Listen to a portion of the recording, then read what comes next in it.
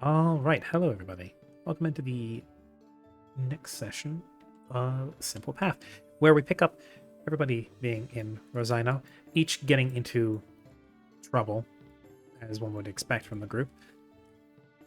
Uh, One of them is currently recovering from a bit of a psychic break and will probably need a little bit of time to recover. One is currently about to step into the duel of his lifetime, and a few others are dealing with some supernatural stuff.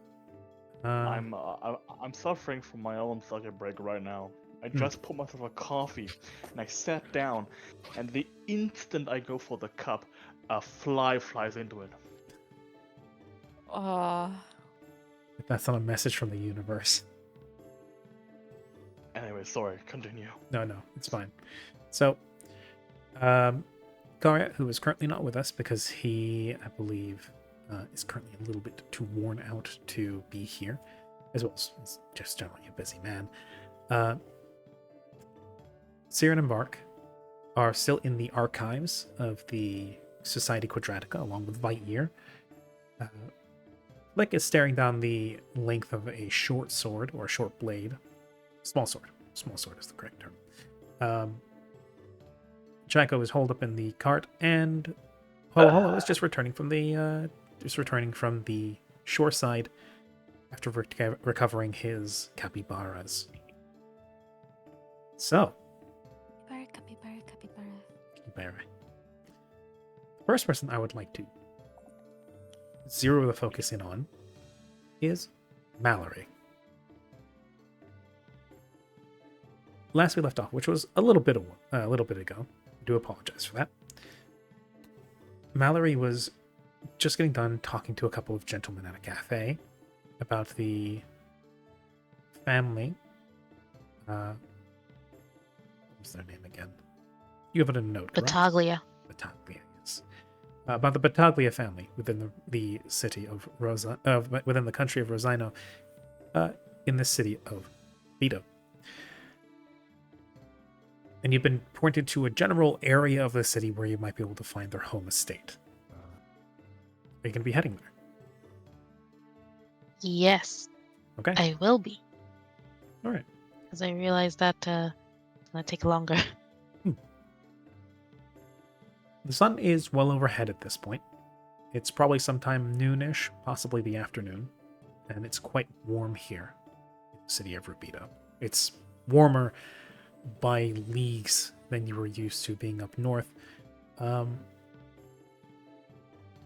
Though it's definitely it's less of a dry heat than you've ever been used to, even down in your homeland. It's usually drier there. Here, it's sweltering, it's sweaty, and it shows. Many of the men and women here walk around with loose but covering clothing to protect from the sun, to help them air out and sweat freely. Many of the men and women walk with large splits in their blouses and drawstrings undone to allow them increased airflow. And overall, it becomes far less of a wonder and probably even a secret why the streets are covered in so many flowers.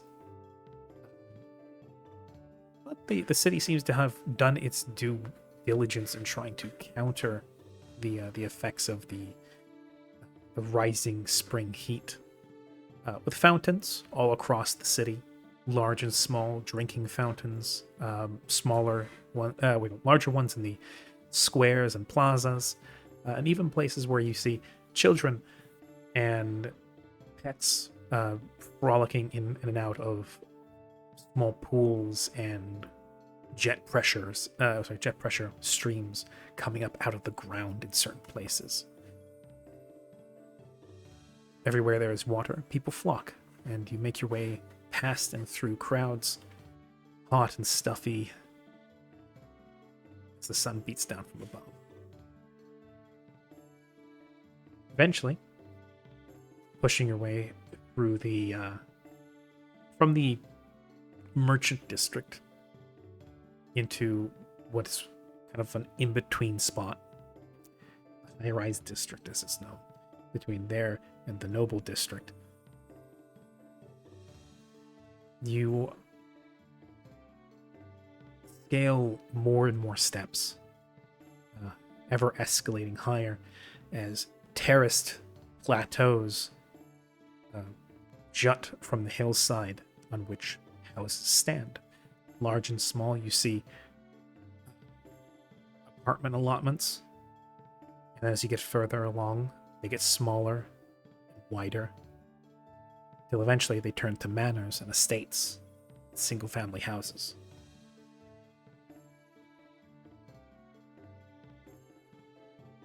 Before I get there, would there be a chance for me to quickly slip into like an alleyway to have some privacy and then quickly use my sleeves of many garments to switch back to Mallory?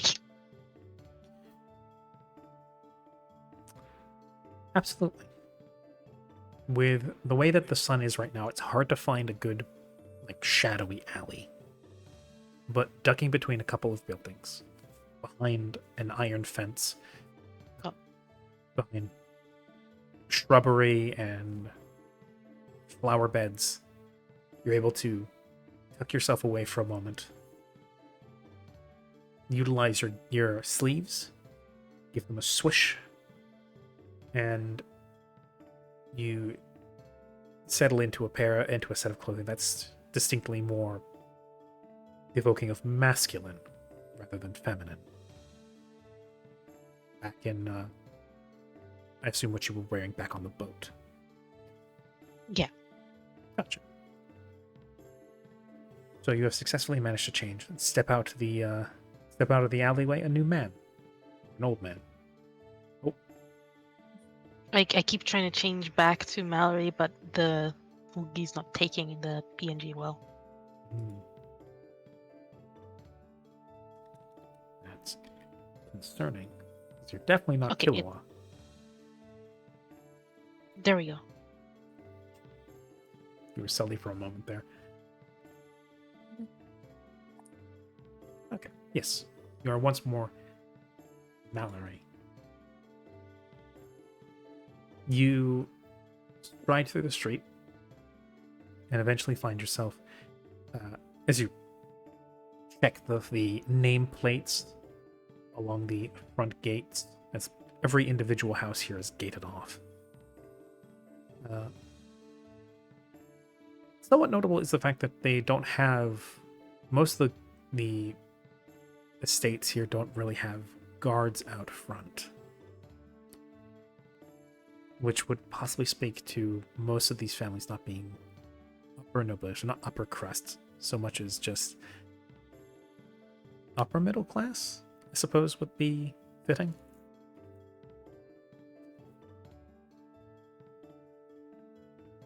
Eventually happening across a brass nameplate. Mail slot for one Battaglia.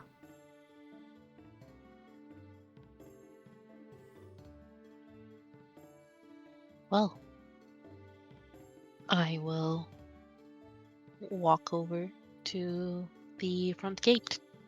Okay. The gate is barred. Is there like a doorbell or some guards? There are no guards stationed out front. And being the day and age that it is, there isn't really a button you can push for a doorbell.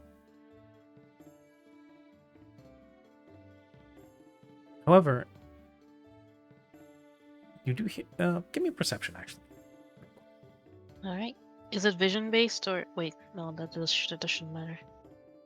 Yeah, I don't believe you have any distinct bonuses based on what sense you're using. Yeah, that's weird though, considering their lenses. Then again, magic lenses 25. 25. Let's not look too deep into it. Yeah. With the lenses placed upon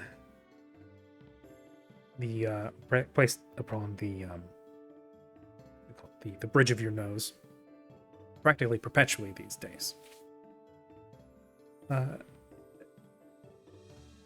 Through the refraction in one of the lenses, you catch a bit of movement out of the corner of your eye up above, and then your eyes go up, and you see a curtain moving in one of the windows as you see something flit out of sight. There's a pair of gossamer curtains wave in a small breeze as you see the door to one of the balconies up above is open.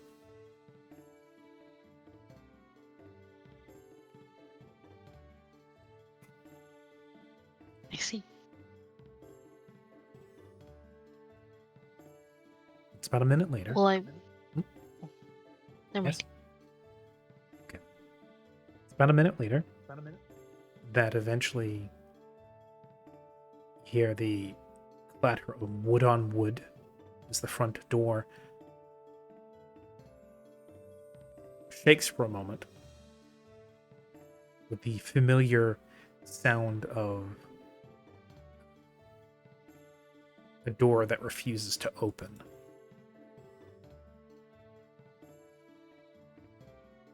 And then finally the doorknob turns and the door, with a small crackle, finally pulls open and then gently swings open the rest of the way. Standing in the doorway is the one you met back in the gambling show, as well as the one you encountered on the boat. She's standing there in what looks to be in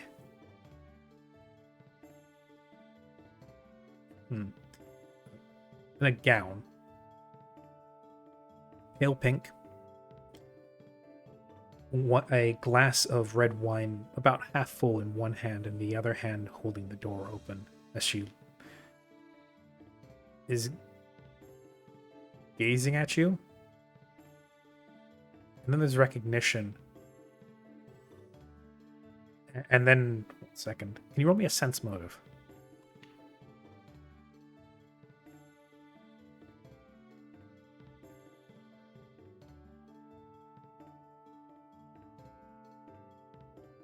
Another 25. Now, she's in what to most would probably look as being smooth. You see the slight hesitation in her movement as her hand goes from keep propping the door open to her shoulder transitioning to leaning on the door, pinning it open against the wall behind it. She then leans against the door, one leg crossed over the other, one arm going under the other as the hand with the red wine comes up to her mouth. She takes a sip and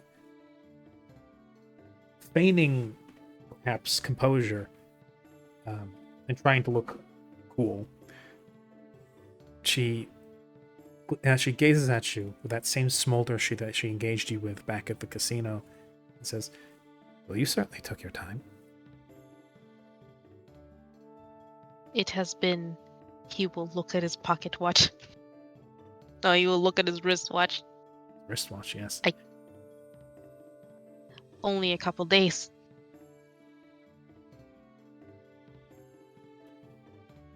Has it? No, actually no, it isn't. It's been a couple of weeks since you guys landed. Really? It's been a couple weeks. Yes. Damn. Traveling from country to country is not a quick affair, especially if all you have is cart and horse. That's true. Yes, it's been a couple of weeks. But to you, it's obvious that the reason she's saying that is not so much because it's not like she's been waiting for you this entire time. She looks surprised that you even showed up. Well, I happen to be in the area, so.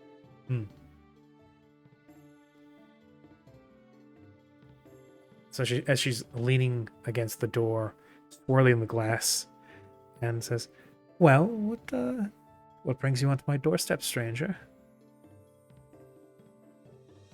Well, my entourage and I happen to be taking a small break nearby, and it dawned on me that I knew someone from this neighborhood. So I thought I ought to take a so I thought that I ought to make a visit. Going out of your way for a social call just for me. That is very endearing. As she pushes off the door, comes up to the gate, grabs something behind it, and then you hear a chunk as you see several bars move and the gate itself unlatches. Well then, I won't leave you standing out in the sun like this. Come in. We have cold wine and shade. I imagine you might approve of that. I'm very grateful for your hospitality, say as he steps in.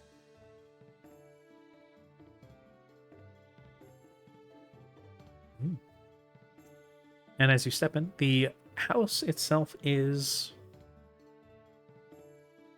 being a member of the noble class in the erstwhile Caspon theocracy. You are familiar with the difference between Nouveau Riche and Old Blood money.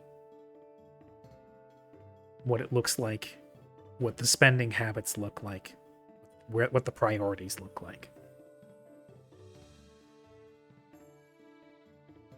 And despite the size of the home and the modesty in comparison with some of the larger noble houses you've seen on the way through the high-rise district, the way that the place is decorated and the look of the various antiques and possibly even heirlooms all throughout. You see aged swords hanging over a fireplace. You see paintings of various individuals, all who very clearly share a resemblance, and who very clearly share a resemblance with the woman in front of you.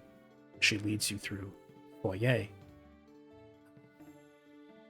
Nouveau Riche usually looks like gem-studded, and everything's cast out of gold, and low-paid servants everywhere. Here, it's almost looks a little neglected. There's heirlooms and old paintings and vases from, you have to assume, generations ago. Just kind of sitting around in places, gathering dust, not really taken care of. The floors are, at least to a degree, taken care of, but it's not, the marble isn't polished to a mirror shine. Kind of looks like it's just her living here. And as she walks you through the house into a small parlor where there's a small coffee table sat between a coffee table which looks to be possibly several times older than you, on which sits a bucket full of ice, several bottles of wine, and no other glasses, situated between two plush-looking couches where the leather is cracked and dried from age and wear. As she sits herself, puts her glass down on the table, seems to think for a moment, and says, "Take a seat. I'll go get you a glass as well." As she then once more pulls herself up out of the couch, then bustles off somewhere, leaving you in the parlor for a moment.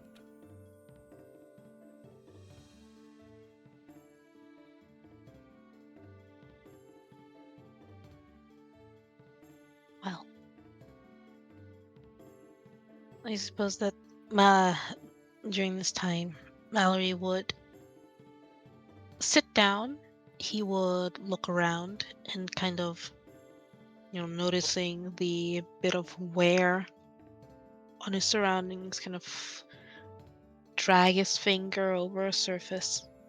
See this slight bit of dust, kind of put two and two together that not, at least not a lot of people live there. At least no working servants. No one solely in the duty of cleaning the area, cleaning the place.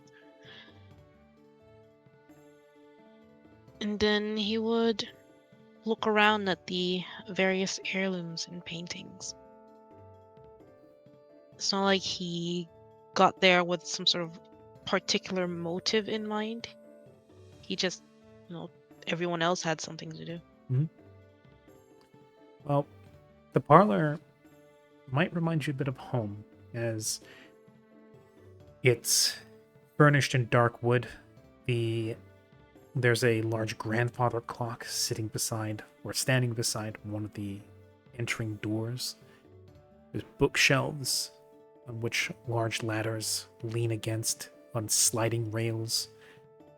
Glass cabinets which contain crockery and dishware from who knows how long ago on display, kept safe, probably having not been used in decades. Even the ice bucket standing on the coffee table in front of you, under which a large doily sits soaking up the moisture from the condensation on the bucket, is expertly fashioned with what looks to be a coat of arms engraved or embossed onto the side of the bucket. The handles are made from several thin sections of silver twisted together into a braid. The rim of the bucket has filigree and fine workmanship. It's obvious. It's very obvious that this alone would probably be worth several hundred gold on its own. Let alone the vintages of wine just sitting in the bucket's ice. And a cursory perusal of the labels shows them to be from a couple hundred years ago.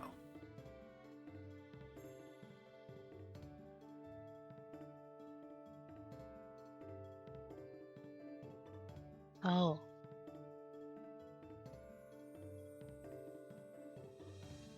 This is old money. Very old. This is incredibly old.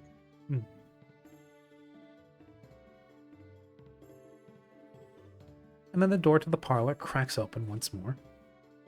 And in comes the lady in question, Miss. Good.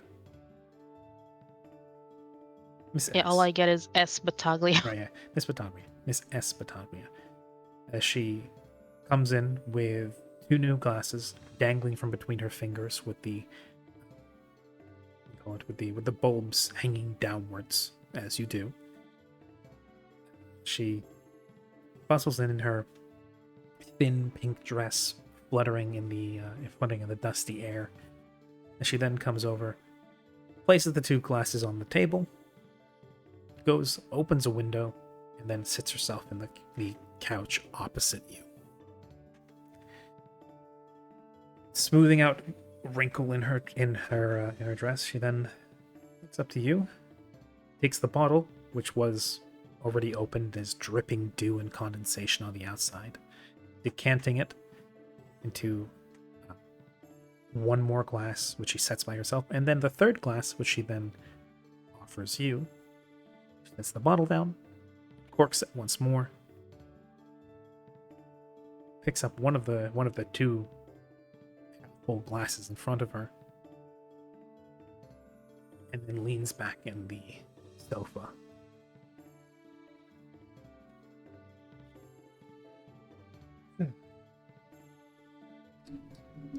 She takes a sip from the wine and says, "Well, I have to admit, most people we invite here don't usually show up, especially after learning about us. I suppose this means you don't object to our particular line of business, or do you simply not know?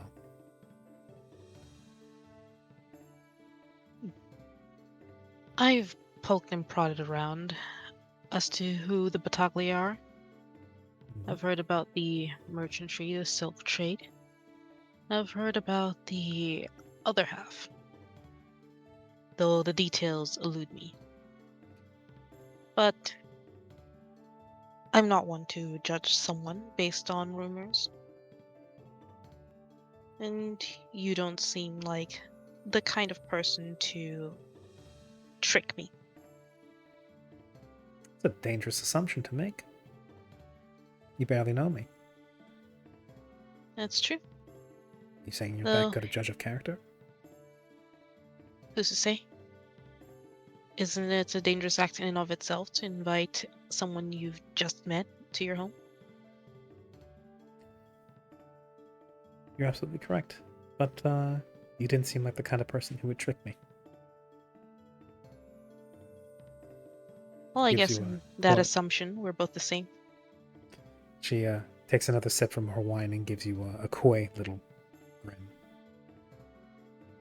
Well then, as the red wine stains her lips and she brings up a handkerchief to wipe it away.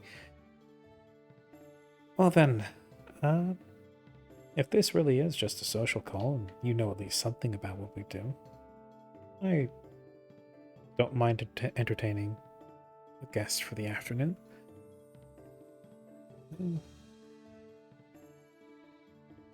The Rose District work, I should say, if the other families in Rubito don't like talking about it very much. It's something of a, despite being a very open secret within the city, is something that the families of the city consider to be dirty. And any family that involves themselves with such work is considered to be of a lower niveau, which I always found a bit silly, but well,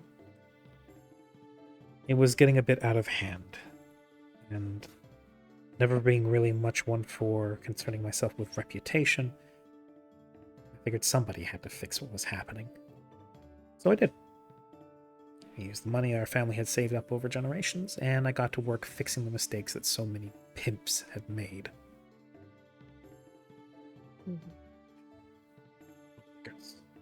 She seemingly stares off out of a window for a moment, wine half forgotten as it sort of lolls in her hand to the side.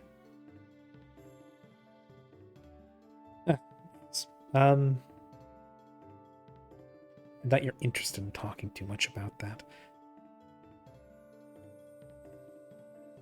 I must say, I struggle to come up with a potential topic for conversation. Most men who come into my house, or try to, are usually here for trying to have a go at my family's money. You don't really strike me as the sort. You seem very goal-driven. There's an intensity to your eyes.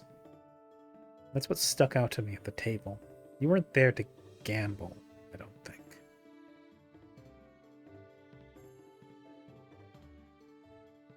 Which is You're what right. it stuck out to me, because everybody else was there to feed a vice. But you didn't look like a gambler to me, or an addict. It was actually my first time in a gambling house. It showed. You were an amateur. But you did acquit yourself quite well against the others. You did. I would have likely come out with a lot more net with a net positive if it hadn't been for you. Unfortunately for you, I had you beaten experience. I'm not familiar to being a noble in disguise, grifting gambling addicts. I think with that particular house, I'd gone through 3 different disguises. 3. I Yes. barely made it through 1. Maybe I could show you a couple pointers, but yes. The reason I went that night as more or less myself is because that was my last night in Mordan, and I wanted to let loose a little bit. And then I met you. Strange, oddball of a man. Got eyes like steel, but something else about you just has me endlessly curious. So I looked into things a little bit. I couldn't find too much. It's hard to do based purely off of small bits and pieces of hearsay, especially if you don't want to stir up the wrong attention. But the only man I could ever hear any sort of rumor about is having a singular horn jutting from his forehead. Which I can tell if I like you more with or without it.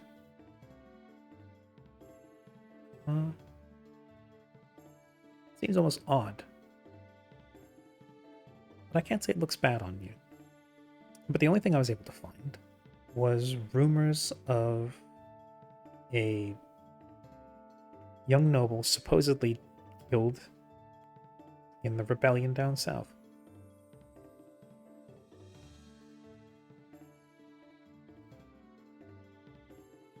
And I don't know if this is prying too deeply, and I won't urge you for any more details, same way that you didn't dig too deeply, it seems, when it came to my home and my family. But if that was just one of your brothers, or not even anybody you're related to, then I apologize. But I don't know, I can't help it. You're strange, and that, well, helps fill in the boredom, I suppose. Meet a lot of strange people when out and about. She puts up one free hand to make quotations, diplomatic missions.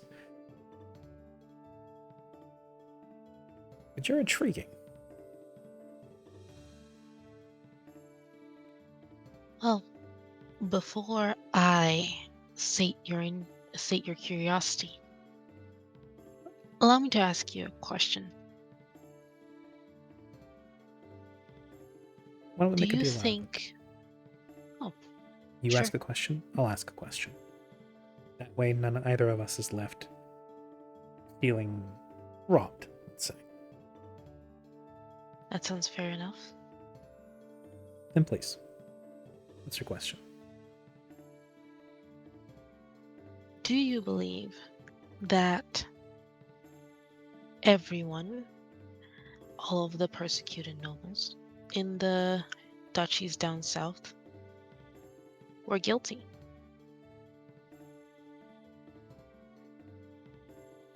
Did they deserve what happened? Was the rebellion warranted? That's a very deep question to start with. Well, it does possibly tie in, may or may not, to my answer to what might be your next question. That's fair. That had been a few months ago, before I started digging into what I thought might be your identity. I might have said yes. From what propaganda filtered north, and what stories I heard, the dukes of the Caspon theocracy were horrible, inbred, terrible people that abused their flock and misused their heritage to command respect and worship. So the people rose up and cast them down in what is obviously only a natural cycle. After all, that's what the Quadrant did. After decades under the boot heel of Aerodine, we cut ourselves off and declared our independence. The 4 different countries decided that they each would rule their own way, and respecting each other's independence and wish to live our lives our way, we created 4 distinct nations that also unified whenever there was the threat of a larger enemy.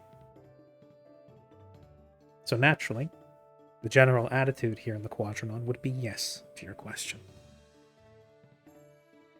But having worked in the Rose District, and having dug into what happened there,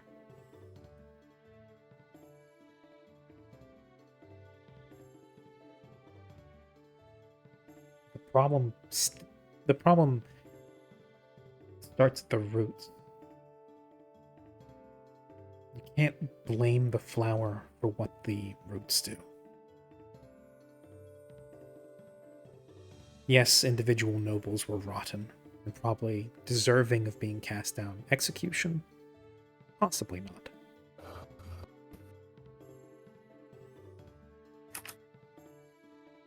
I don't think everybody is deserving of that kind of treatment. And having looked into it more, it was more than just some brave-hearted revolution. It was egged on by outside powers, hoping to grab for land when the theocracy became weak. That tainted my view of it. So I suppose my answer would be no. No, I don't believe every single noble was deserving of that horrendous excuse for a revolution.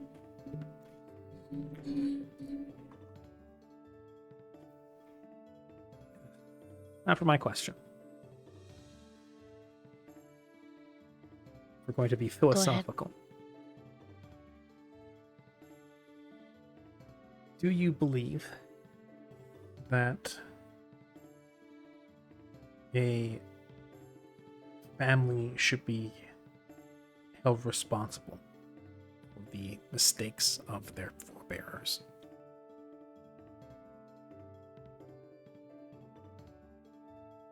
In a philosophical manner. Perhaps in a more literal manner.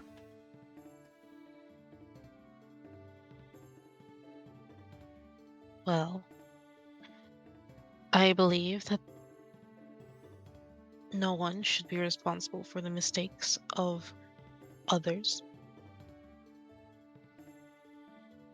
But if they have happened to have benefited or even contributed to it, they need to be at least a little bit responsible.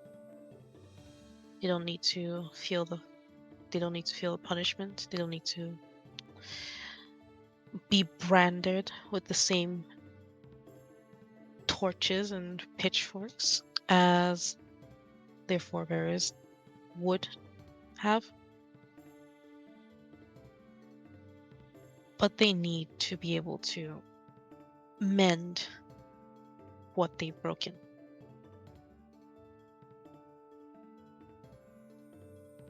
No one comes into the world completely innocent. Everyone arrives this world just a little bit broken, a little bit imperfect. But as we work on ourselves, as we continue patching up the faults, as we continue mending the tears, we can hope to find a imitation of our dreams.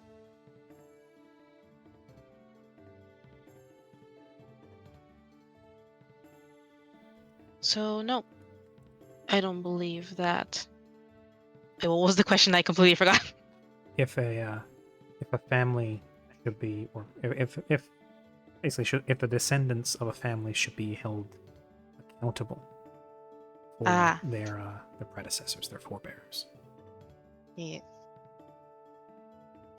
The answer is yes and no. Nuanced answer. All right, then. Your turn. This one's a little more easy to answer. What is your name?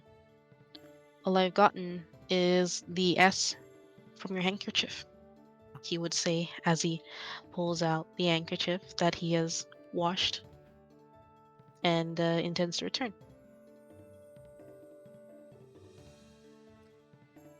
She holds out a hand and she says, I didn't think I'd be getting that back. It's very sweet of you. As she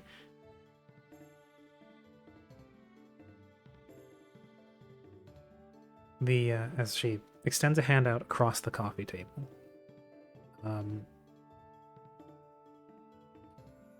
plucks the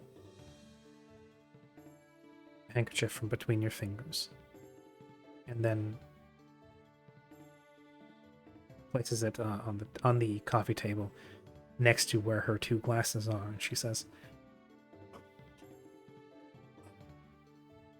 and here I was hoping to keep the mystery going a bit. The excitement is past. You may call me Charla. Charla Battaglia. Charlotte Battaglia. That's a nice name.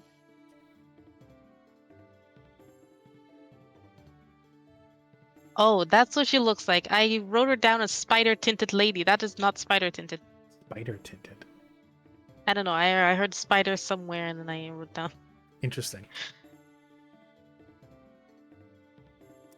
Well, that's more or less what she looked like when you met her in the casino. Now she's a lot less fancy looking. That's gone. So is the what do you call it? What do you call this? Not a lei, but I forget. Oh yeah, the boa. Boa, yes, the fuzzy boa. She's traded out the scarlet suit for a pink sundress. And did you ever give me your full name? I remember all.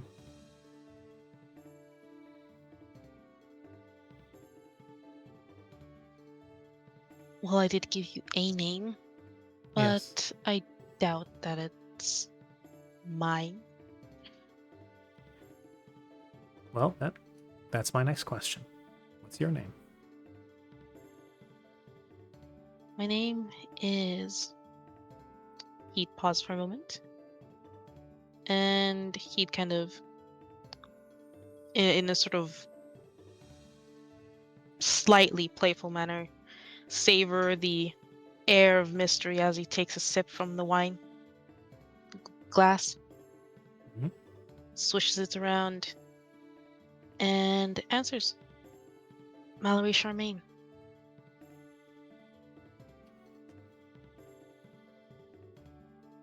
Ah, you tease. Well then, I suppose that confirms several other of my questions.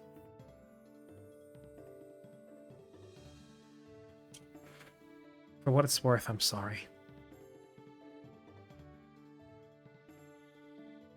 You have nothing to be sorry about. You are possibly one of the people farthest removed from the incident. So I won't hold any grudge against you or any of the nobles in Rosaina Well, I wouldn't say until proven otherwise. That was my next point. I wouldn't say that you shouldn't potentially consider members of the Rosaino court. There are plenty that like to get mixed up in foreign affairs, and more than a few warhawks that would be happy to kick off a conflict if it means expanding. Though unfortunately, it seems like The major player in this is Naya. I have complicated feelings about them. My family has a very complicated history with them. Specifically, the Nayan royal family. We've been on strained terms with the embassy here. Have you ever learned about how the Nayan royal family works? It's very interesting. The only ones with the right to rule are the ones who take the throne. Is what they say? Yes, and they have a very interesting way of deciding who takes the throne. Lorbus works under something of a constitutional monarchy. Rosino has a Lord Protector, and Flaminsk is a republic. A republic of merchants, so you might consider it more of a oligarchy, perhaps. But depends who you ask. Naya is one of the last ones to work on a purely hereditary-based ruling system. They have a parliament, which is one of the founding principles of the Quadranon, the ability for the people of the nation to be represented. But Naya places an unusual stock on the blood of its people, which has always held them to more scrutiny due to their proximity with the Caspon theocracy. And our ex-connections to Eridine were, they too focus quite a bit on the blood. The blood is very important to the Nayans. They have a spiderweb of a family tree. They even developed magics for detecting each other's each other's heritage, to make sure that when one Nayan is speaking to another, they truly are, as they say, of the blood. In Naya, if you are of royal blood, if the magic they cast or even your family tree traces you back to Nayan royalty, then you're part of the family, and that gives you special privileges. Only people of the blood are allowed to hold positions in court, make state decisions, represent the people of the nation, and be parts of the clergy, or at least ruling parts of the clergy. There are many, many Vanayans. Denayans, I should say. Still using another country's terms. The Denayans are a strange case because they run the gamut. They are all over the place. They come from all over the Quadranon. And they've, to be quite frank, bred like rabbits. They're all over the place.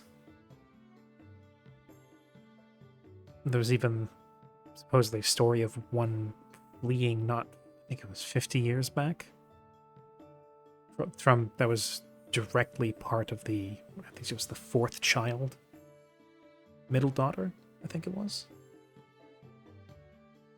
ran away and completely divorced herself from the royal family. And the only reason she got away with it was because she wasn't first or second in line. She was a spare.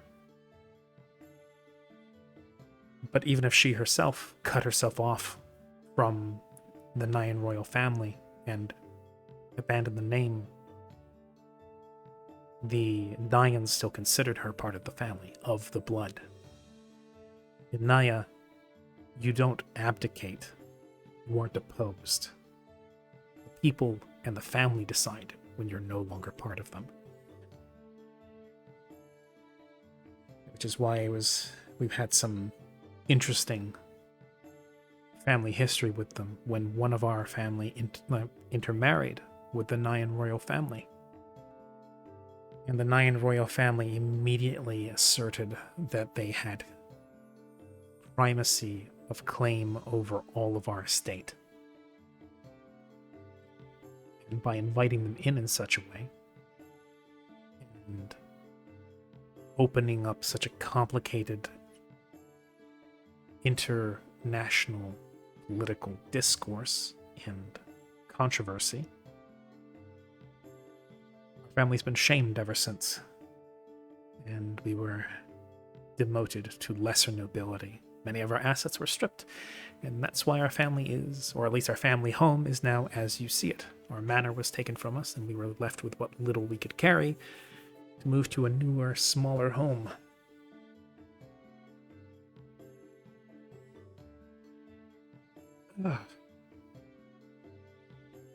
But, like it or not, we're still connected to them, and we're still family to a degree, so we're privy, at least a little bit, to what happens inside the Nyan court. And it's messed up. A lot of backstabbing, but also a lot of blood worship. Not as in blood magic or venerating blood itself, but just a lot of reveling in one's heritage there, to the point where it seems obsessive. We also learned about some of the families and what they do, because it's to tie back around to your question earlier. I learned that there are many members of the Nyan royal family who just want to be left alone, and they don't want part of the politics. And they treat each other with decency and respect.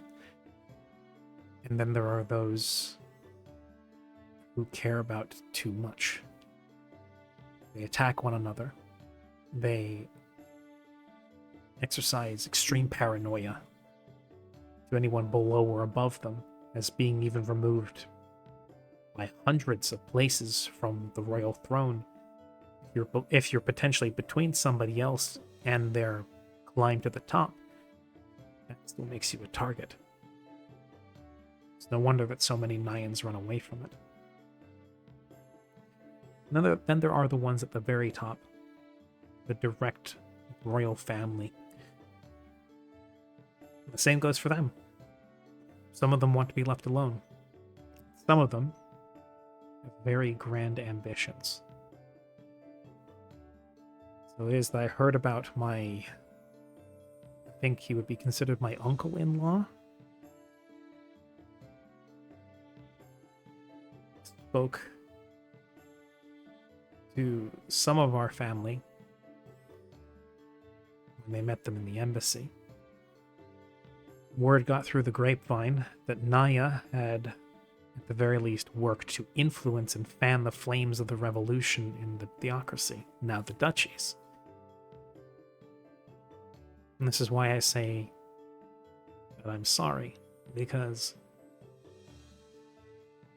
there were probably more than a few Rosino nobles, and possibly even nobles from all across the Quadranon, never mind Eridine, that might have invested in that, in the downfall of your nation, and the death of your family.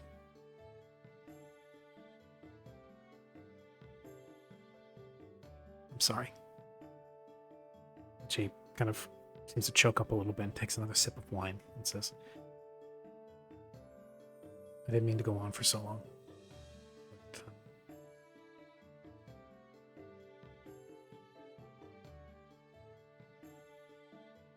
she seems at a loss for words.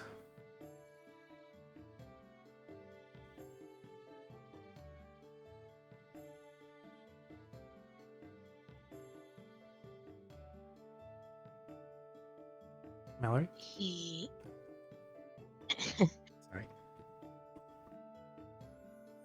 Sorry. He also isn't sure what to say about the revelation. But, if it had been the same Mallory from the start, he would have felt immediate hostility regardless of who she was to him. But now, he's learned to at least make some form of distinction. He doesn't particularly resent her for the incident, but he isn't too sure about, even trying to respond to the apology. So he instead takes another sip of the wine and says, "You know, I'm here for just a social call. We're not here to admit one's guilt to another. So let's keep the topic lighthearted." She takes another quick sip and says, yes, you're correct.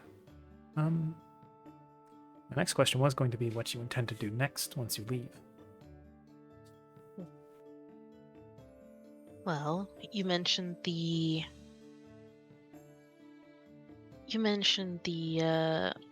Nyan noble that had fled. Yes. The oh, I forget her name. She snaps her fingers. Lyria?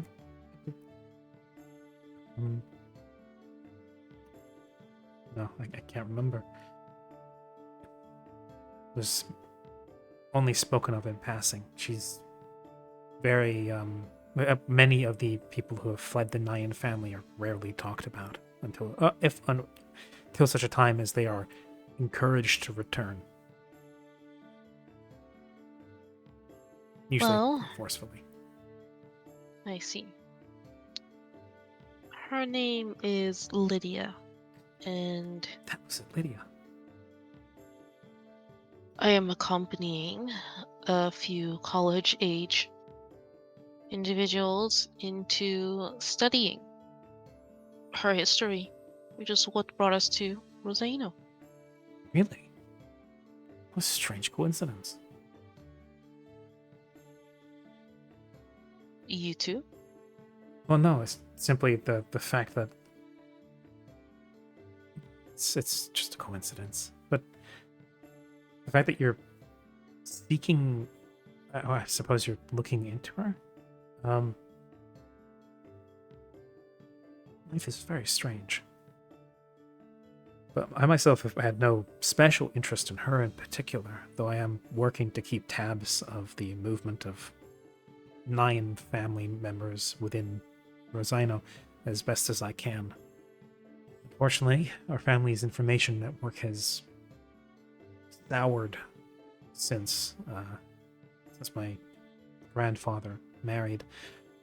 However, thankfully, work in the Rose District has helped keep my ear to the ground, and you would be perhaps unsurprised to see how many nobles from other countries spend their time in the Rose District. Not too surprised. And they do enjoy pillow talk with what they think is strangers, people who won't remember them.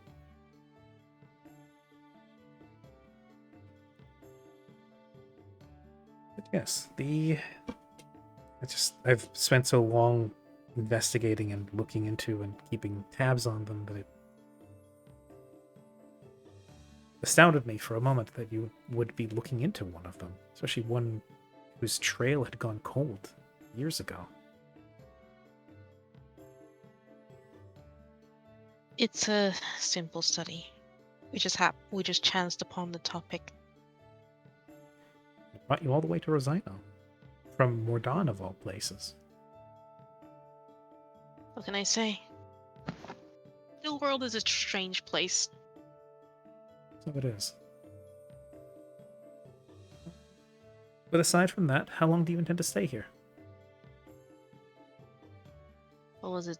One day? Like until the next day or something like Yeah, that? pretty much. You guys are going to be staying the day and then heading to the tower.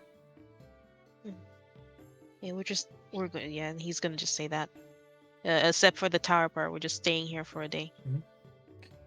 Oh, well, that's unfortunate. If you should pass through again, if you and your friends would like any pointers and good ways to spend the time here within the city, I could do so.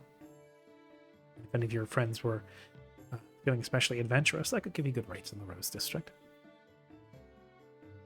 So good, thank you for the self-care. She just shrugs and says, all of my workers are very amply paid, and any vouchers and discounts given are taken out of the family's coffers and not out of theirs. I see. We're trying not to repeat the mistakes of the low lives that used to run that part of the city. Yes. Lighthearted topics. I feel like it's been so long since I've had an honest conversation with somebody, I've completely forgotten how to speak like a normal person.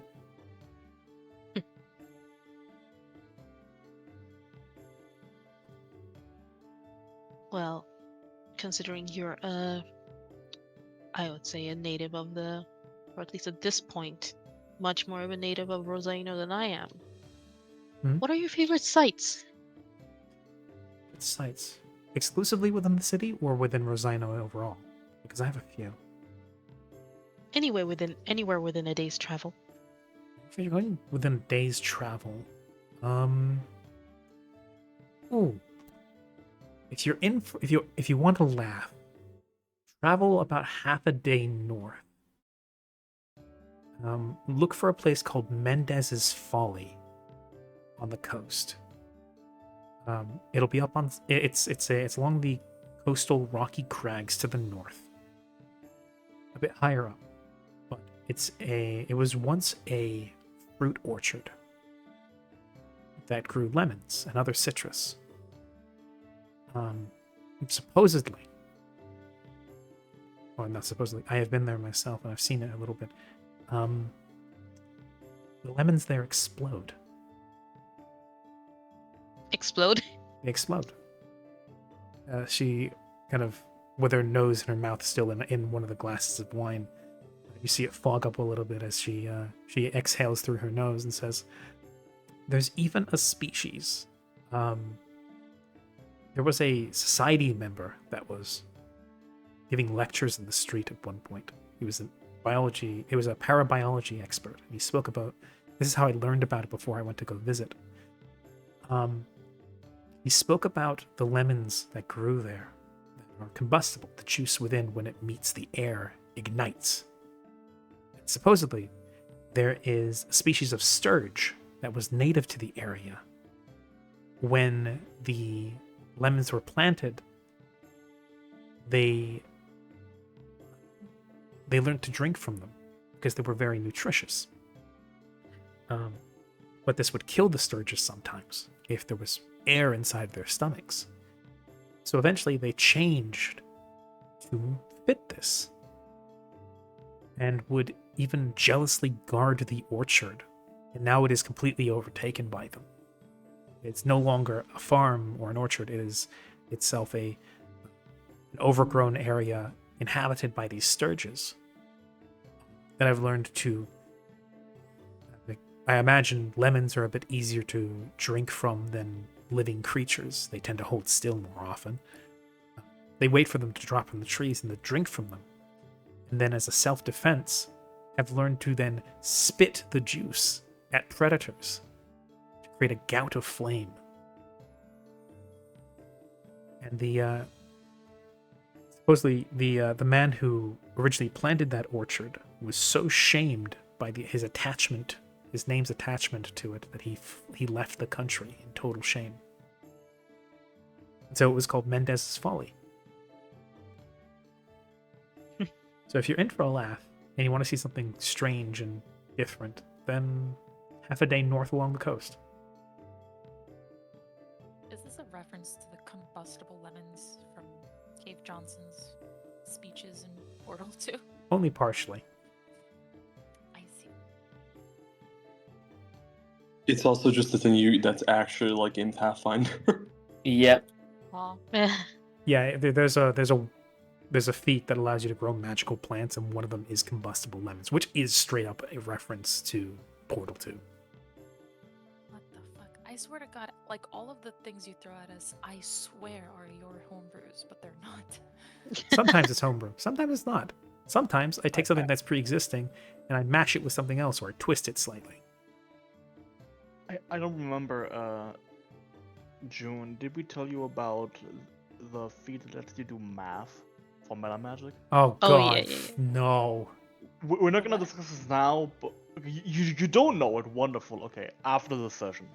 Okay. It's more or less something that allows you to do trigonometry in an effort to get meta magic for cheap or free. Yeah. You have to do math I see. inside your head on the fly Yeah. Oh my god. Ew. with Yeah. prime constances. Yes, it's specifically Gross. around prime mathematics. Anyway, what a headache of a feat. Mm, But yes, the Pathfinder gets fucking weird sometimes, and it gets creative in ways that D&D never did, which is part of the reason why I really like it. But yes, yes. Charla tells you about a grove of lemons to about half a day north that supposedly explode on contact with air. You know from your knowledge of nature that it's not strange, and you know what a sturge is, being fairly knowledgeable in some things. Sturges are yeah, flesh mosquito. giant blood-sucking mosquitoes. Yes, these sturges Flesh apparently. mosquitoes. It's normal for animals to actually wait for fruit to drop and ripen before they eat it off the floor. And the sturges seem to have learned this habit with lemons and have been able to completely supplement their diet for fruit juice rather than needing blood, which is itself not too strange. There are very few animals in the world that are exclusively carnivorous herbivores or other fruitarian or other such. Most animals, when presented with food, will eat it. And eating fermented fruit, for some animals, can be quite entertaining. They have learned the wonders of getting drunk. Yeah, or getting high. I'm looking at you, polar bears. Yeah. So she tells you about an orchard of exploding lemons with potentially drunk, fire-breathing sturges. I can't wait to see my whole team on fire. Yeah. That's the thought that warms your heart and your body. Yes, besides that, she says, for things that are slightly less strange, there's, of course, the Magic Academy here within Rubido. They are great if you're trying to seriously look into anything arcane. Sites, there are lots of art galleries here within the city, if you're looking for some culture. There's places to party and dance and drink. If you're looking for something a little bit slower and more mundane, there are plenty of cafes and wine houses to relax and lie back. Beyond that, I'd say just walk around the city and you'll usually find something strange to look in the face.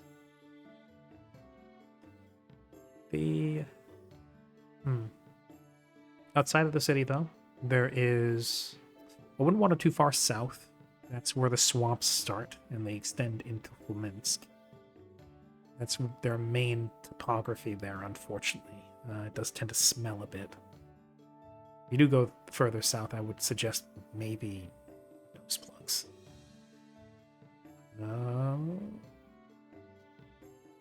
Swamps are always home to some strange things, though not terribly well mapped. And there is the Harvest Festival that's supposed to be happening throughout the country. Many of the villages all celebrate the incoming harvest from winter and early spring. Although that should be wrapping up right around now, I would think. I'm not sure if you might have seen that on the way in here. They're supposed to be very lively. Yes, they're lively, all right. Wacky, possibly. Yes, that's beyond just taking you out and showing you myself. That's most of what I can think of off the top of my head. Oh, I'll make sure to keep everything in mind, locked inside my brain. Brain notepad, yes. Yes. Yes, beyond that, company's always appreciated. If you should come back this way, passing through, really, if it's with your friends or if it's just you, then I'd be happy to give you guys a tour of the city. It has much to offer. It has a very ugly side to it, but it's also beautiful. That's why our country was named the way it was. Every rose has its thorns, after all.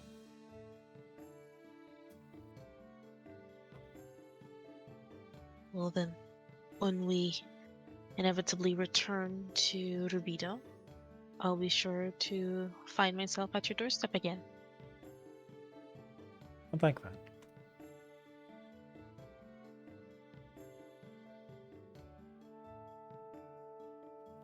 And Mallory, Yes. whatever you end up doing,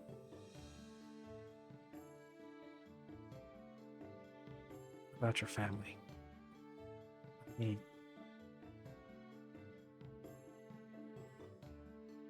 I don't usually believe in fate, something like that. I find it really weird that through all this and all these coincidences, it's you I end up taking an interest in. And then it turns out you are who you are and I am who I am. And I'm not a naive little girl, and I don't think that I have particular fault or I owe you anything, but knowing you, you probably have maybe not a plan, but ambitions about what you're going to do. Yeah, I suppose I do. I think I'd like to help.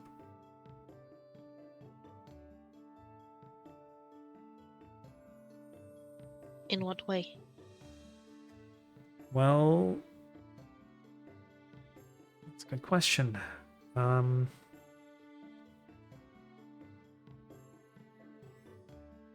The Battaglia family doesn't have a lot of hard money. We still have a lot of liquid assets. I'm not saying I want to fund a revolution or anything.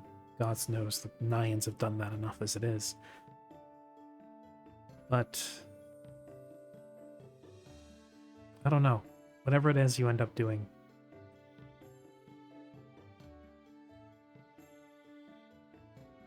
think of me. Call me and I'll see what I can do. We still got a lot of connections, and I've been doing a lot to try and build the Battaglia family back up. And maybe it's my own stubborn part of me, but every time I think about what the Nayans did, what nobles across the Quadrant have done, what happened down in the theocracy, I get the same feeling in my gut I feel every time I think about the Rose District. It makes me angry. And I want to see something change about that. Well then, once my current agenda clears and nothing unprecedented or unfortunate comes up, I'll share what I have in mind with you. But for now, we'll keep it to a social call. I think that's a good idea. She finishes off the last of the dregs from her second glass of wine, now both being empty. Looks out the window and says, "Well, it looks like it's wearing on into the afternoon. I think I should probably drink some water, and you should probably go do whatever it is you want to do here in the city. I have... Well, I'd be lying if I said I had something to do later. I don't. I should probably do a bit of cleaning up, but you have things to do. You're a busy man.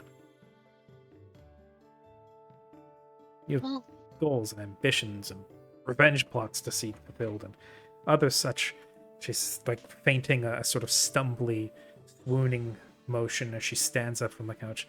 Other daring do and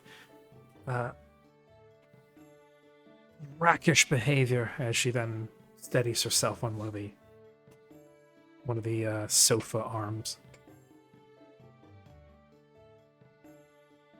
well. But I wouldn't be much of a gentleman if I let a lady in front of me fetch her own water.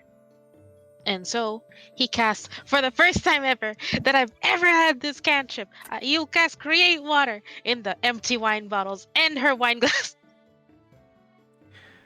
As with a swish of your hand and a prayer, water fills all the empty containers in the area. She looks down to see the wine glasses brimming with water and the bottle up to the brim. Staggers for a moment, thinks, and then says, Right. Divine blood. I keep forgetting that's a thing. Thank you. She then settles herself back down to the couch with a plump and then takes very carefully shaky hands that dribble water here and there and then raises it to her lips. Because the create water does fill all empty containers in the area to the brim. All empty containers. I Well, thought it technically, was. up until either the created amount is exceeded, or until there are no other empty containers in the area. Really? That's how I remember it says here operating. No, here is it just says generate wholesome drink. Oh, let me just put it in the. Yeah, just click the cantrip. Yeah. Am I thinking of create food and water? I think that's a different one. Maybe.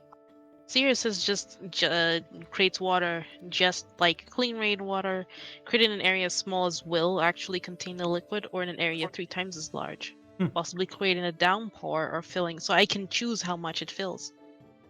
Ah, yes. Okay. And I wouldn't let the thing overflow. Yes. Regardless, she's carefully drinking water, and then when enough has been drained from the glasses that it won't overflow just from being tipped slightly, she then sags back into the sofa and says, Well, you are definitely a gentleman. I'm certainly lacking as a gentle lady. I trust you can find your way out of the building. I sure can. You take care, Shala. She gives you a little wink and a small grin as she continues to sip and leans back on the sofa. Have a wonderful day within our city, Mallory Charmaine.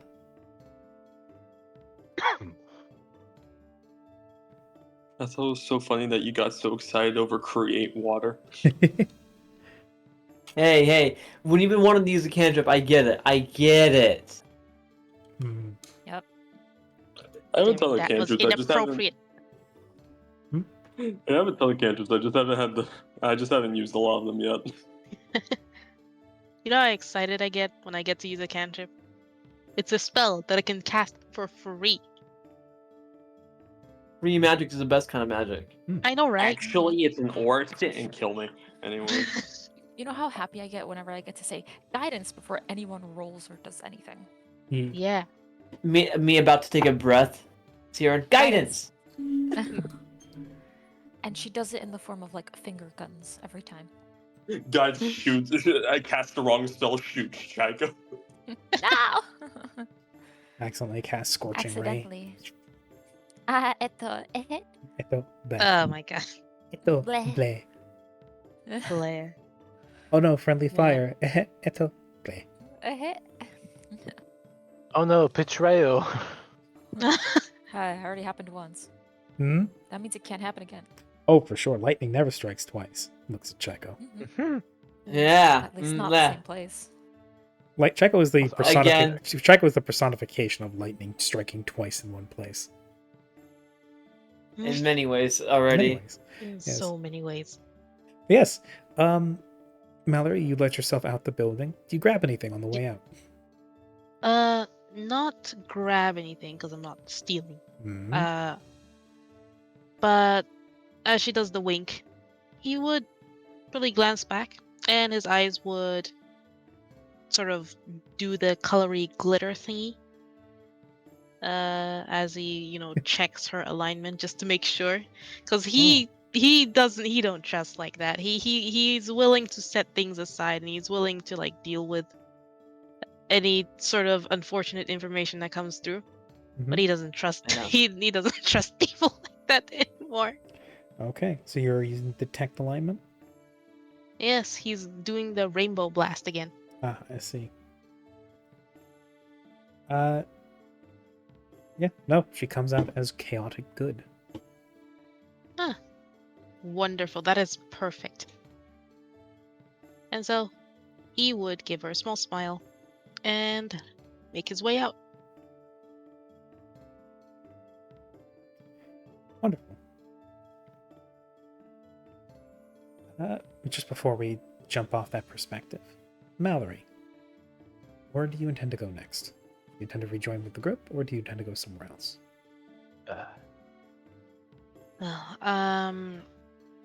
I will rejoin with the group. Okay. The group being the caravan. Wonderful. Start heading back to the wagon. Cool. Who next? Not our psychically damaged fox. She's in remission currently. Well, she's not in remission. She's deep in the problems. There is the duel. There is the duel. There's also Siren, who wants to go check out the archives for information potentially on her disappeared village. Yes, but first, the duel. The duel it is. So, Yeah, I do want to see the Yeah, I was duel. about. Yeah, Yeah, I think that's I it's think a about to lot of get, people are excited to see the duel. mhm. Mhm. Yeah, it's about to get fucking intense. It's time for the do-do-do-do. Duel. Do. Do it! Conversations going on in one sector, meanwhile Flick fighting for his life currently. Hey, no, I'm fighting for my life too, okay? yeah, no, this is the very brief Fight Club arc. And that's all he's going to get. Imagine he comes out of it with like a new freaking ink blot thingy. And then Even we better, ask, if he loses that, I'm gonna rip him a new one. yeah, he comes out a little bit tattered and he goes, I don't want to talk about it. Flick is going to proceed to, knock on wood, proceed to just get crit several times over again because in this game he has the luck of God. And cool, now that you mention it, now he's not. That's why I Alright. knocked on wood. You fool! I completed the ritual. No, knock on wood. Make sure you knock on wood. Holy shit. I did. I Toss did salt knock over on your wood. shoulder. I have a glass Pray to table. I'll God. knock on that. I don't have any wood nearby. Oh I have a no! wooden side table. Oh no! Man. I just realized. Oh, hey, my bed. Alright, it's done. Hmm? I knocked. Ah, you're looking for wood. Elemental redeem wood. Suddenly a block of wood just spawns next to you. That works. Imagine. I will refrain. Got wood. Let's see. You'll do. Today we have the wonders of a battle map. Because distance matters in a sword fight. Oh, bet.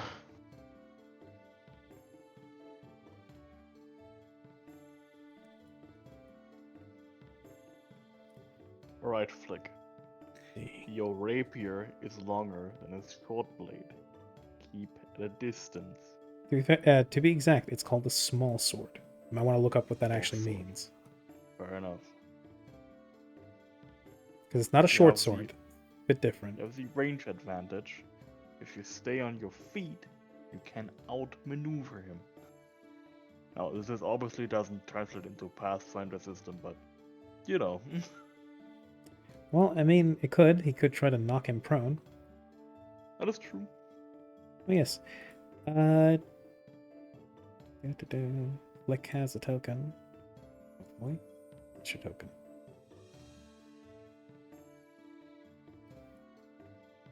Just gonna try people over.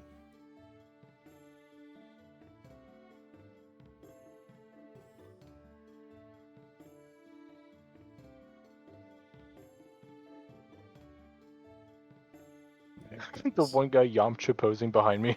Yeah, that's the guy you killed. Or came very close to killing. Yes, yes. So why is my view on the other page not switched?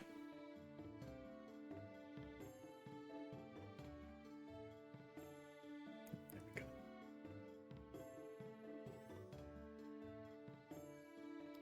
There we go. Okay.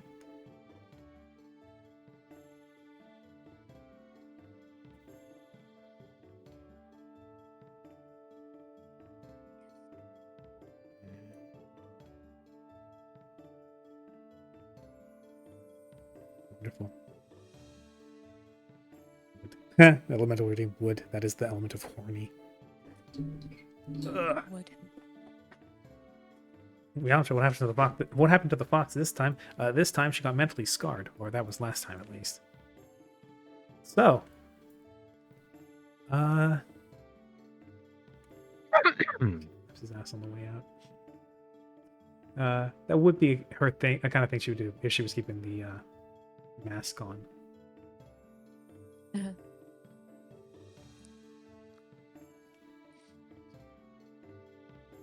Etananda yo.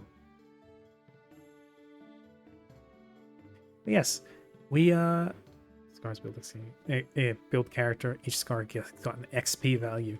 I'm not sure that's quite how it works. But yes, so we start off. Actually,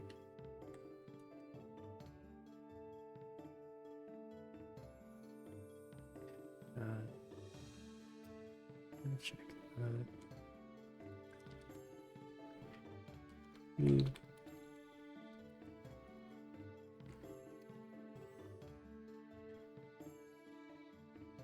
Try it.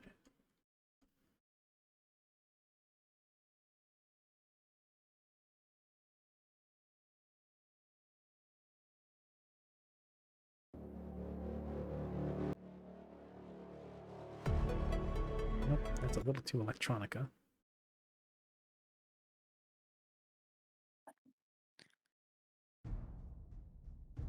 Nope, that's too short.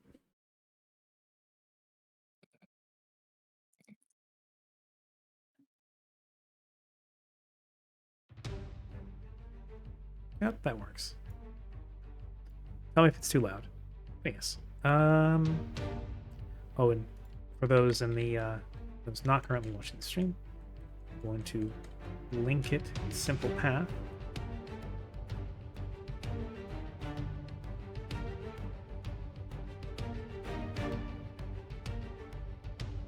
There we go. Yes, it's incredibly generic, just how we like it.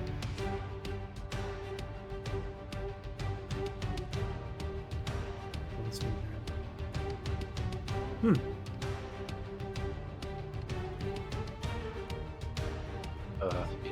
Insert Duel of Fates playing in the distance, very muffled. One of the options I did find in the search, the search results was a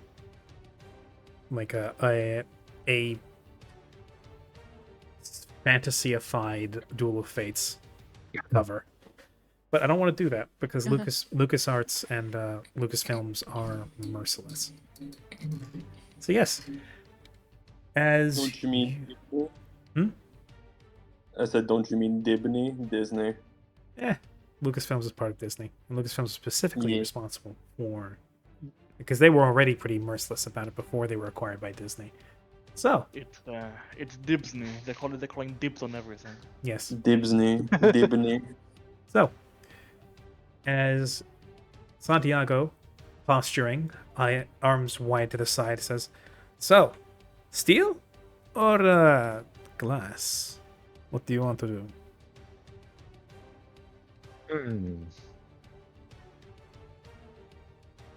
That is a fair point. It is a rare occasion for either of us to engage using such special weapons, and they are meant to battle one another, are they not? My vote is glass. Remind me, is blot made of glass or no? No, it's made of nephilium, which is a glass-like iron. It's iron mined from deep near magical wells that has caused it to turn see-through. So it's as sturdy as normal iron or steel, but see-through. Can I tell if his blade is made of a similar substance or similar element? You did well Just from from what you looking. know from learning about the history of these blades. They're all made from the same material. And seeing him fight using it against the deep spawn, you know he has one like that. In fact, he named it. It was called Leaf. Okay. So in that case, Flick, kind of weighing his options a little bit, kind of taking a quick glance around at the folks in this alley around him. He's going to look to Santiago, give a little bit of a smirk, and reach for Blot and say, "All right, glass it is." Excellent! As he then reaches for his side and pulls out Leaf, whipping it down to his side so it's perpendicular to his leg, parallel to his leg. The tip just barely glancing over the cobblestones. And roll initiative. Yep.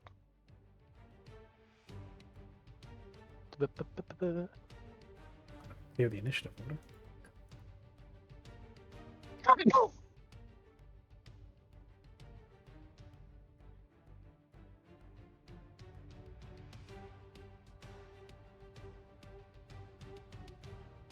All right.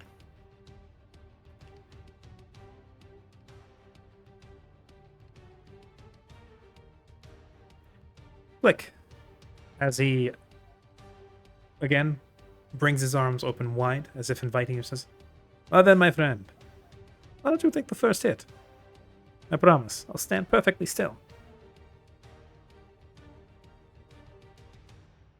Oh, if you insist. And Flick will draw forth Blot and carefully approach, keeping an eye on his opponent's stance, before stepping forward quickly and issuing a lunge with Blot. Okay. Roll your attack. Damn. Okay. Okay. Okay. Okay then. It happened again. Damn. Well, almost happened again. It happened a slightly different way, but still. As he Wow. executes his own critical, rolling a 34 and executing a perfect parry as he brings up Leaf to deflect what will be a murderous strike to his jugular. Ooh. Wow. Look, aiming for the neck. And the crowd goes Literally wild. going for the throat. Ah! At which point he then, after deflecting that, uses, I believe it's called, If you There- talk about the Hmm? the Dodging panache. opportune. Ah, fair enough. as he then steps backwards out of your lunging range. I'd be able to attempt to counter that or no? No. There is a feat you might want to look into later. It's called Step Up. Yes, that allows you to, when an enemy moves away, immediately execute a 5-foot step to follow them. Yes. When we counter his parry, perhaps. You can't parry a parry, unfortunately, Okay, that is fair. because it's not it itself is not an attack. Right.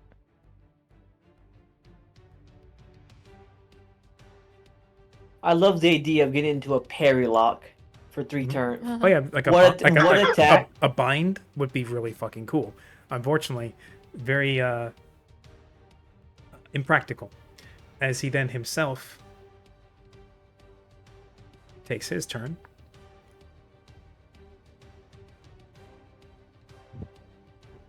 He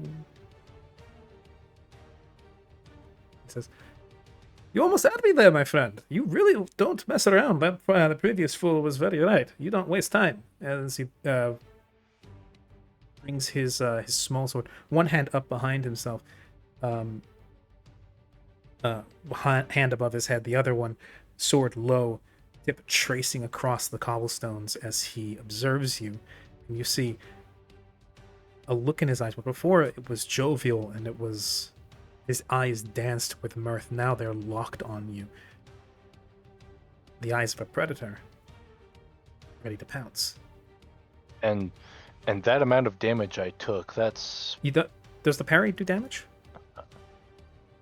Nope. It just counteracts an attack if I remember okay. correctly. Okay, good. Yeah. Okay, good, because that would have dropped me instantly. Yeah, no, Yeah. no, no, no. The parry is goodness. literally just you roll. The person who parries basically rolls an attack as normal, as if Okay. they would attack. And then but if it- they you- exceed the enemy attack roll, then they negate it. I keep needing to remember that because I saw that damage. I was like, oh god. Hmm. Rapiers are the ultimate crit fishing weapons, and swashbucklers take that to a new level because thanks to rapier Yep. training, they do more damage as they gain levels, and they naturally get improved critical with those rapiers, which are already an 18 to 20 crit weapon, and when they get improved crit, it's from 16 to 20. Which reminds me, I wanted to grill our friend Jake here about that fact. Yes. You are a level 5 swashbuckler. 6. You have improved level 6, yeah. You have improved critical for your I thought it rapier. was level 7 when they get that. No, actually. I only recently looked no, up yeah. the swashbuckler again. Is it the? It's I see rapier it. Yes, training. Oh. Yeah, no. I was just flipping back to the details. Yeah, I do in fact get improved Yeah. crit. Swashbuckler, yeah. Completely forgot to add Yes, that. at fifth level, level Swashbuckler gains a +1 to attack and damage rolls on one-handed or light piercing melee weapons. While wielding such a weapon, you gain the benefits of the improved critical feat. Yes, ever since the 5th level, you crit on a 16 now. What Yes, the hell? let me go ahead and adjust something real Actually, no, quick. it's 20, I 19. 15. It's at a 15, yes. Absolutely correct, Holy- yes. You have a 1 in 4 crit chance now. Holy I will, shit! I will admit to going back to the chat log from the fight in the village and specifically checking out his roll macro to see if the crit range was 15 or 18, and he had it at 18 still. As he himself steps in with a lunge and will go for you. But rather than stabbing at you, is going to perform a showman attack, which is a niche use of the perform skill in Pathfinder. As you will first. Second, as I. Da-da-da-da.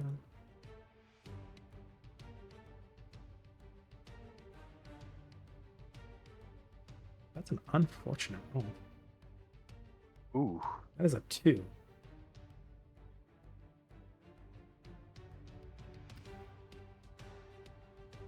Yeah, there it is. That's a 2. Unfortunately, doesn't execute it, and as a result, does not get his bonus to it.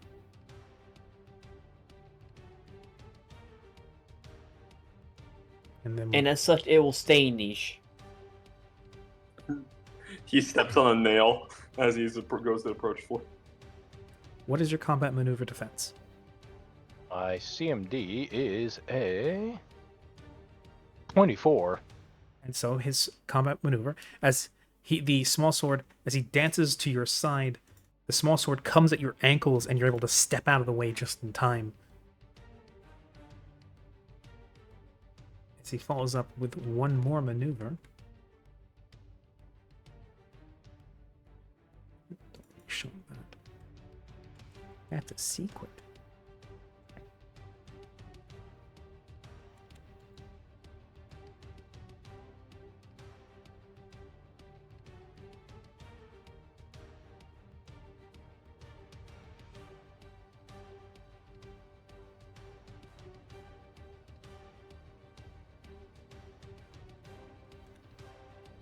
Unfortunate, as both Ooh. he would be getting a benefit to that if he had succeeded on his showmanship. Unfortunate, as his attempts to waylay you and to make a spectacle out of you have failed, and he will then dance to the side, executing with his spring attack. It's your turn. Mr. Santiago, it seems you're a little bit slow in the draw. At least in this first stretch.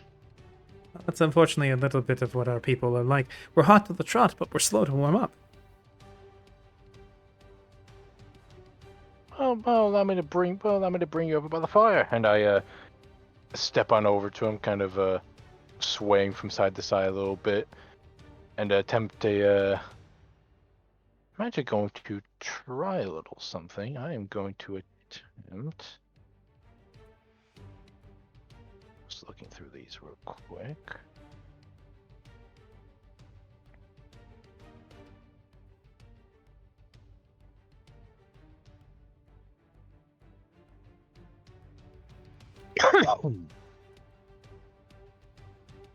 I might. Actually, no. I'm gonna save.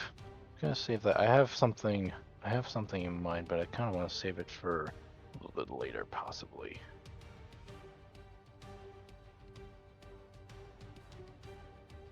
So I'm just going to kind of move up a bit towards him, like I said before, and attempt to lunge at him again.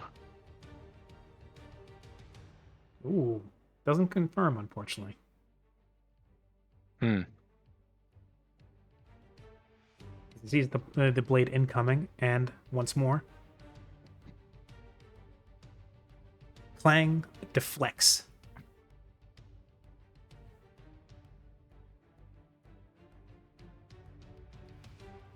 Well, credit where credit is due. You are quite spry.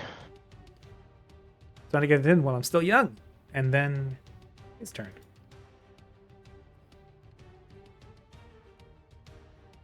Well, seeing as you avoid, as he continues to deflect, you're going back and forth. Well, seeing as you've been going for, been going through the throat. God, banter. Seeing as you've been going for the throat more than a couple of times now, I say it's only fair I try to draw some blood as well. As he rolls a 30. Oh, geez.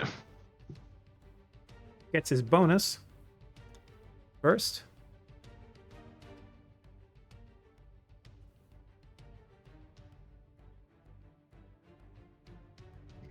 Unfortunate. That is a nat 1. That's a 4? What? No. Oh, it didn't update. Whatever. Still wouldn't have made it.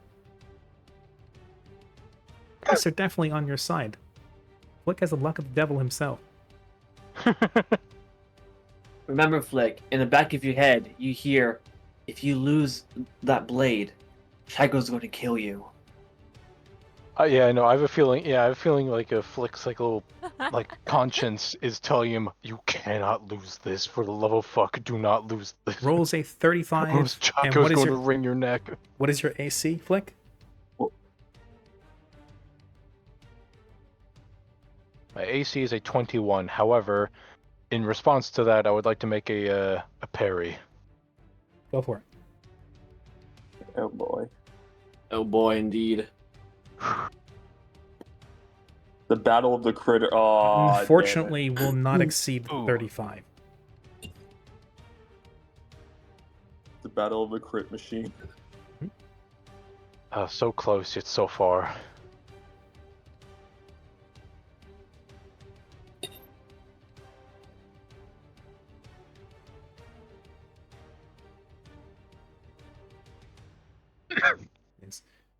Yes, so the parry can potentially deal damage as I'm looking at it again, but you have to actually actively make another attack as a riposte. Right. That, I believe, can be parried. Correct. So yes, as the stab goes through, what's that? Yes.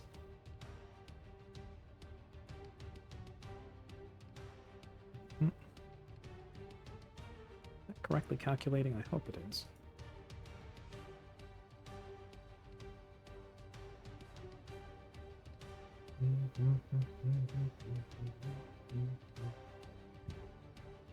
It's not counting the 1d4, is it?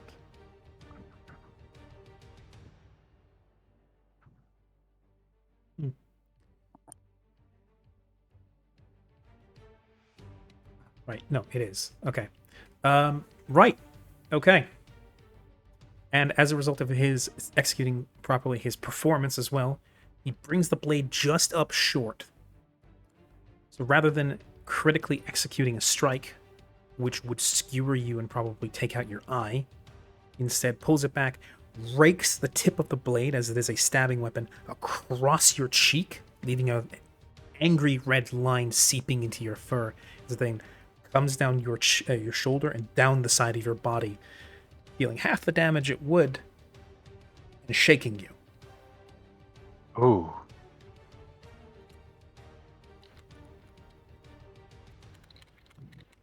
That's how much in total? And that is a total of 13 damage. And now, as despite how shallow the cut was, there is an unusual amount of blood seeping from the wound as you take 13 damage, piercing, and 3 bleeding damage. Mm-hmm. And the way the bleeding works is... Second. The way that bleed works. Creature that is taking bleed damage takes the listed amount of damage at the beginning of its turn. It can be stopped with a DC 15 heal check or through the application of any spell that cures hit points. So either you take a moment to staunch the blood, or you magically heal through like a potion or a spell or something. Right. There's also things like, there's also some class abilities like, for instance, the Gunslinger's Staunching Shot, cauterizing shot, where you fire off a shot and then put the hot barrel to the bleeding wound. There are things like that that help with that. But yes. Yes. So at the beginning of your next turn, you will take that damage, and you can either choose to staunch the bleeding or keep taking that damage each turn. Saying that, Santiago will then continue to shuffle around you, dancing in a circle, and then stepping back before then taking a handkerchief from out of his half-buttoned blouse and tossing it your way and saying, "Moment to clean yourself up? You're looking a bit messy."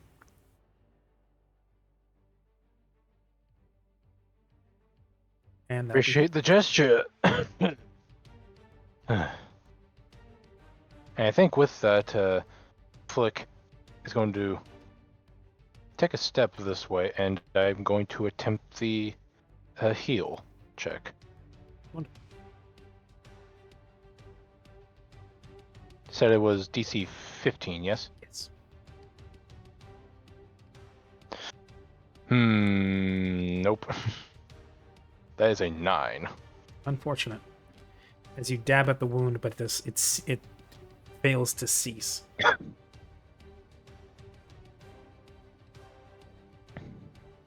He tuts and says, "A shame." And you will still have your action. I'm being very permissive with this, but yes, go ahead. Look.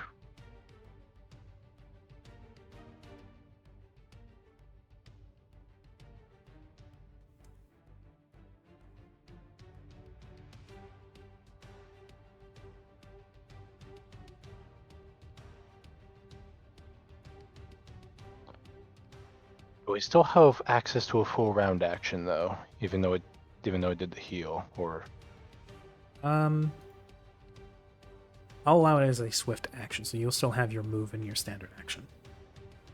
okay. Flick first will step to here. That's a 5-foot step. And he'll That attempt- leaves you He'll with attempt the lunge. moving 5 feet is a 5-foot step, and as a result, does not take away from your normal movement. So you still have access to your full round action. Excellent. Perfect. Yeah, so Flick steps forward, attempts another lunge again, Go for it. The first one will miss, the second one will crit. And a 28 will exceed his AC, so he will attempt to continue deflecting that for fear of being stabbed. Actually, no, the second one will not confirm the crit, so it'll be 11, but it will still be a hit. As he will likewise attempt to deflect. 28 will match. Does matching... And seeing Yeah. that, Flick will initiate spring attack and move back. Second. The result is greater than the attacking creature's result. Then, no, your attack goes through, and you deal 11 points of damage. Excellent. Sorry. And like I said, this would count as a spring attack, so Flick, after landing that lunge, will leap backwards. Unfortunately, no, because that was a full round action. You cannot move. Okay. Okay. Alright. Never mind. Be his turn.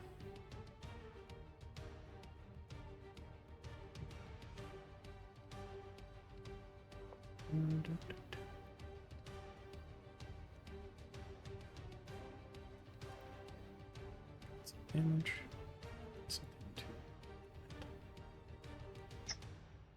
Okay. And now it's his turn as he once more, your shaken condition comes away.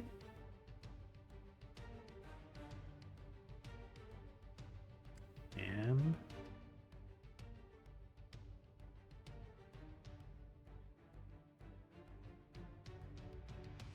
continuing his performance bonus will then attempt a combat maneuver. I believe that exceeds your CMD. It does, yes. As this time, rather than whacking at your ankles, the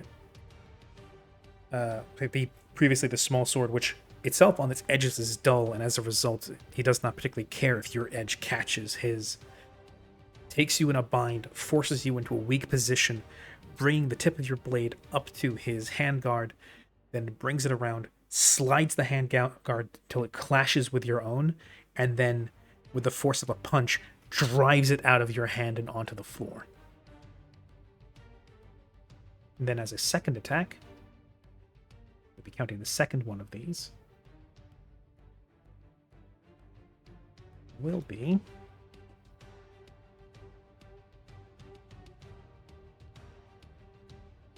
that is a nat 1. And both of those, I believe, will miss. First one 'cause won't VC is count. 21. Because he's Yeah. this is the what technically he's counting. This is the second attack of his set of attacks. We'll be taking that -5. So -6. I forgot. -5. As after disarming you, he will then bring up the pommel of his sword to then try and strike you on the nose with it, but miss miss by a mile as you evade skillfully. Yeah, Flick immediately bends himself backwards in an attempt to dodge this bludgeon. Matrix style. Yes, as you dodge the the leaf styled and decorated hand basket around his knuckles that was going for a punch on your nose. That's his turn. So can I attempt to move back into position to retrieve my weapon? You may. You may also that would also potentially provoke an attack of opportunity. Can I try something first, though? Mhm. I'm going to attempt a combat maneuver. I'm going to try and use a dirty trick as Flick is going to take his cloak and attempt to entangle Santiago in a way to kind of surprise him. Do you have deft maneuvers as a feat? I do, yes. Okay. And you can do that without provoking an attack of opportunity, because normally it would. So yes, you may attempt a dirty trick. Alright, so You also gain a +2 on it. Ooh. So I think that is a 16 total.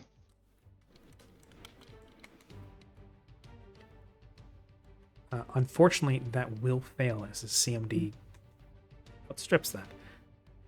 So Ooh. as you then sword out of one hand, but cloak in the other, bring it up to try and interfere with his line of sight. But he uses the distance and length of his sword in hand to bat your cape to the side.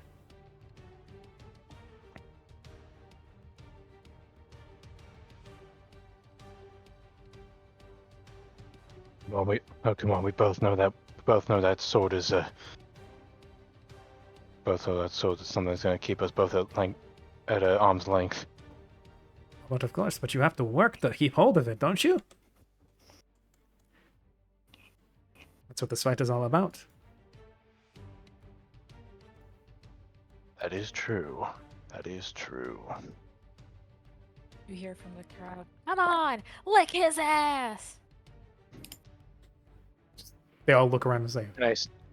look See, around get out of the Oh. crowd now. like they look at each No, other. it's not serious. Crab It's is- some random guy. Yeah, He's there's- Grab his dick and twist it! There's Yeah, guys in like exactly. the side who's like just like they're looking towards the obvious foreigner fresh off the boat. But yes, Okay, so can I still attempt to reclaim my sword? you may. It You is going to may- be pretty dicey, though, considering the attack of opportunity, but... Mhm. Might just have to risk it for the biscuit. Alright, Go for it. But it I will makes- make an attempt. Remember, you can also, if you haven't moved that round, you can always try and 5-foot step away. That does not provoke attacks of opportunity. Actually, I think I will do just that. I'll step in this direction towards the well. Is that a general Pathfinder rule, or is that more for like martial classes like Flick? No, that's a Pathfinder rule. Anybody can give up their movement for the round, so you can either 5-foot step or you can move your normal movement in a round. 5-foot step preserves your full attack, your full round action, and does not provoke attacks of opportunity if you are moving away from an enemy. However, it doesn't mean you can't do any more movement for the rest of the round. Hmm. Vice It versa, you potentially can move puts your you full out 30 of feet. someone's- Yes, it's what Oh. allows you to disengage or keep up with an enemy without giving up all your extra attacks as a martial, for instance. It's also just Yeah. useful for getting I out of see. engagement with enemies. So, for It's example, an archer who is engaged in melee usually does a 5-foot step back and then fires his arrows. It allows him to fire his full Oh. volley and not provoke the attacks of opportunity that constantly firing arrows in their face would do. Oh. I see. Thanks. Smart. Definitely something to keep in mind for me since I have a spring attack. Yep, being adjacent to the square with your sword in it, you may now pick it up without getting your hand chopped off. I will do so. Wonderful. Yes, Flick with a kind of a low spin, reaches out, swipes back his sword, and then spins back around and assumes a fighting stance. Says, "Does that count?" Ah, that's what we want. Keeping it stylish. I like it. And then we'll advance. Hey, on showmanship is part of the fun, isn't it? The grin on his face goes positively razor sharp. He will then step with And the range. music was electric. Playing, it just makes me want to bring in like a soundboard with a Spanish guitar. Brandon. Ole. Santiago is exactly the kind of person who would walk into a scene and it would be accompanied by a Spanish guitar riff. That is exactly You know, his character. He's Do you know for the mysterious the I think it's the mysterious stranger, I think it's what it's called from Fallout? yes. I imagine that sound anytime he shows up. Fun fact: there is an archetype of gunslinger The called the gunslinger. Mysterious Mhm. Stranger. It's a charisma based. Oh. It's a charisma based, luck based archetype. Oh my god. Please, please, no. Don't tell me so. I've always wanted to play a mysterious What? stranger gunslinger. I'm not gonna lie. What Yeah. have you done? What have you done? Yeah, Santiago, I feel like would be the kind of person in a sitcom where people are talking, and then someone like brings up the word drama or fashion or style, and then just off from the off you hear, did someone say style? Yeah, The camera cuts to Santiago. Burst through the door. Spanish guitar plays. Did somebody say bring drama? Rays of And then everyone sunshine goes, coming in behind him. Santiago! Yeah, Santiago! he's that much loved cameo character that people love seeing come onto the sitcom scene. Anyway, speaking of much loved, Sword is paying much love to you.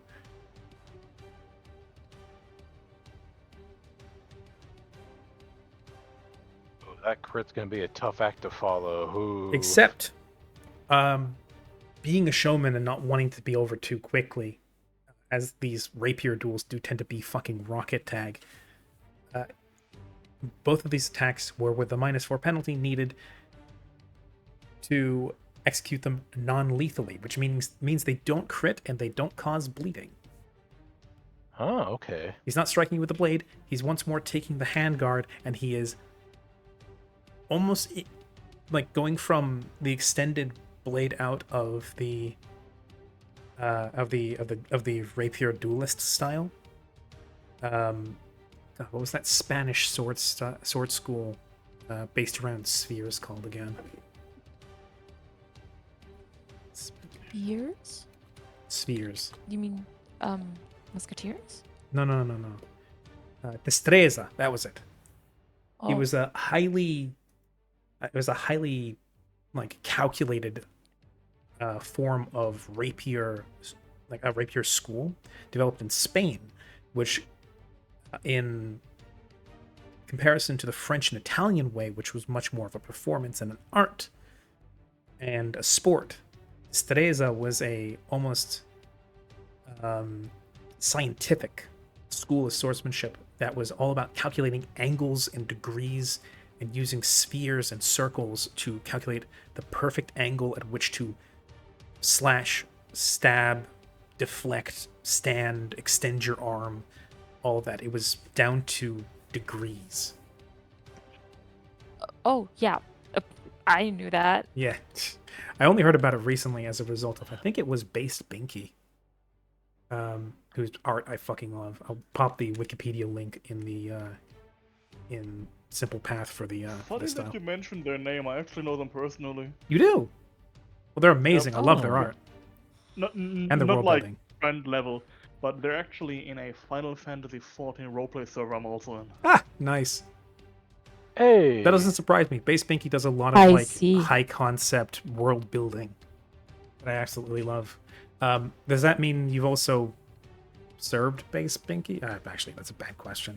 No, not that kind of not that kind of roleplay server. It's Gotcha, it's, gotcha.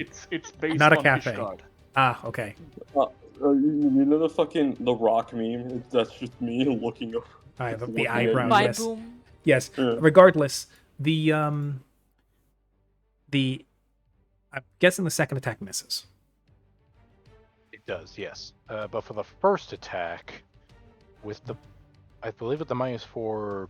It's that's the -4 is penalty. already the -4 is already in there. Oh, okay. So, but yeah, even so, that's going to be a tough act to follow, trying to parry that. So You can still try. I believe it doesn't cost panache, does it?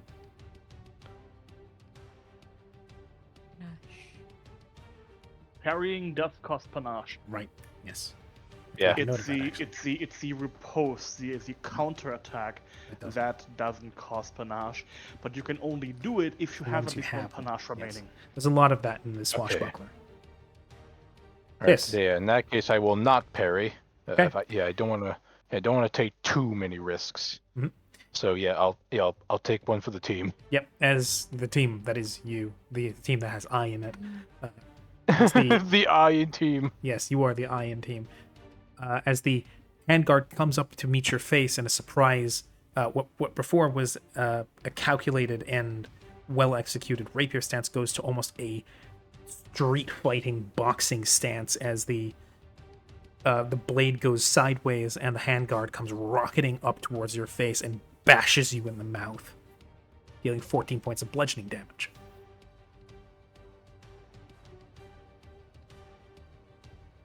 And then he once more takes a step back.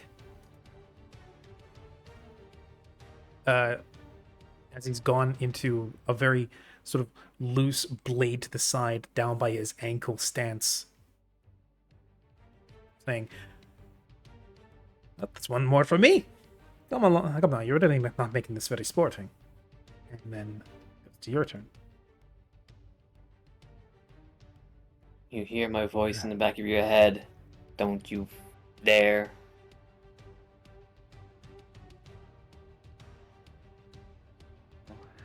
Some people have flashbacks to their friends and family in times of trouble, bringing them on to greater height. Trigo just inspires fear. Some people hear the voices of their friends. Other people hear nagging.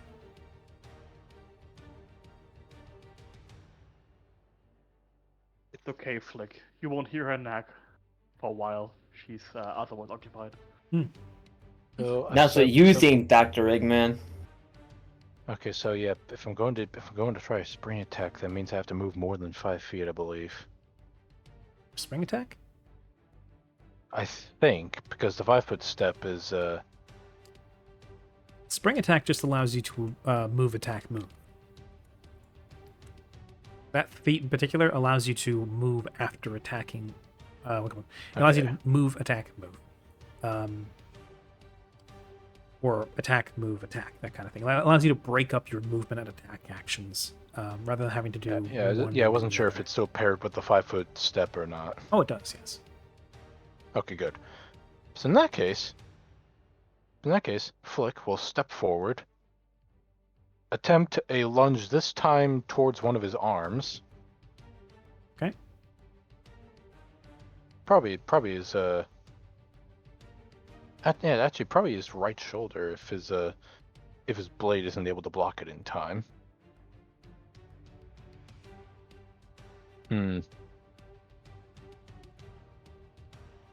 But then regardless of hit or not, Flick will then move to about here. Okay. I have never seen you low that roll. So far. Yeah. Who are you? You want Flick? That first one will hit. Oh shit, okay. Yeah, he has an AC of 21. 21? As you dashing 21. You dashing across him, bring a slash across his shoulder and continue sort of almost bouncing sideways, making more distance from making more distance between you and Santiago, as you've left a proper slash across his shoulder, which is another 10 damage. And true to the cultural norm, the blood does not stain his shirt, or at the very least it only darkens it somewhat. Very good, very good. Let's continue. As he then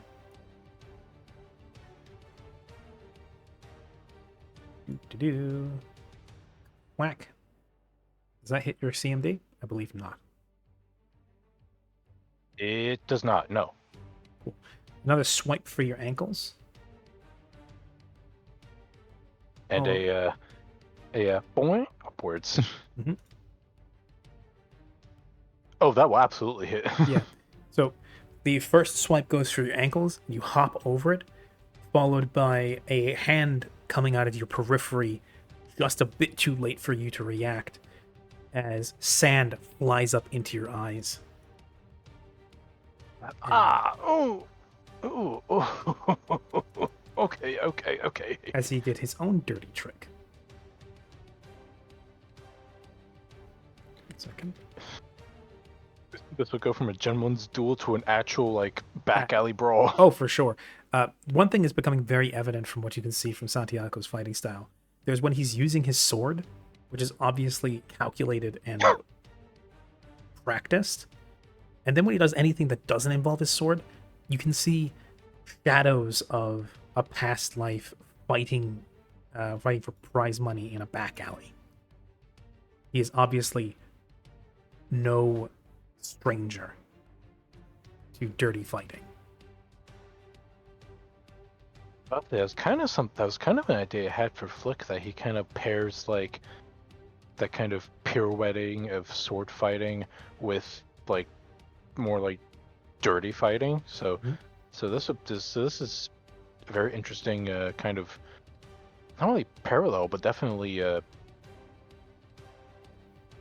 definitely very interesting. What?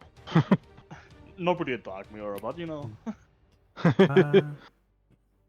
the next round, you are blinded. It means you take a -2 to your AC. You also lose your dex bonus to your AC. Oh jeez. All checks and activities that rely on vision fail. All opponents are considered to have 50% concealment against the blinded character. Uh-oh. And that's his turn. Hmm.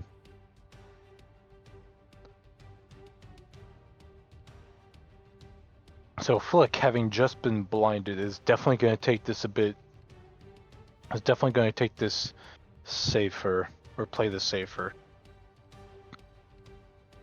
I'd like to take a 5-foot step this way. Feeling your way out using your sword in your hand, you Mm-hmm. pull yourself around what feels like some sort of knocked over table. And what else would you like to do? You could always try to staunch your bleeding again. I will actually try and do that while I'm here. I'm going to take the handkerchief that Flick is presumably put in like a pocket somewhere. He reaches for it, tries to wrap it around the injury, and I'm going to attempt the heal check again. That is a 10. That's only one better than the last one. That will, however, make it, as the handkerchief Excellent. helps with the check, it just enough to help staunch the bleeding. Yeah, so As I the create almost like an impromptu, I guess, tourniquet, I suppose. Not tourniquet, because tourniquets cut off the blood flow. Oh yeah. In this case, it would be like an impromptu compress. Right. One thing that you do notice, even like blinking out the sand from your eyes, is the blinded condition now clears, because it's the end of your turn. The handkerchief is weirdly absorbent when it comes to the blood. Is it made of Nephilim? No, I'm kidding. It would be see-through if that was the case. Everything's made of Nephilim. It's Nephilim all the way down. Anyway, that is your turn. Yes. As you, with some tears and a little bit of brushing, perhaps, managed to get the sand out of your eyes and stop the bleeding, clearing yourself of all the conditions that you had. Excellent. As Santiago takes a step away to turn to the crowd and begin whipping them up a little bit. As the cheers rise, and there are more people filtering in from the street, watching. Rolls a 29. Oh, the old pocket sand maneuver, my favorite. It's the favorite of the gladiators, don't you know?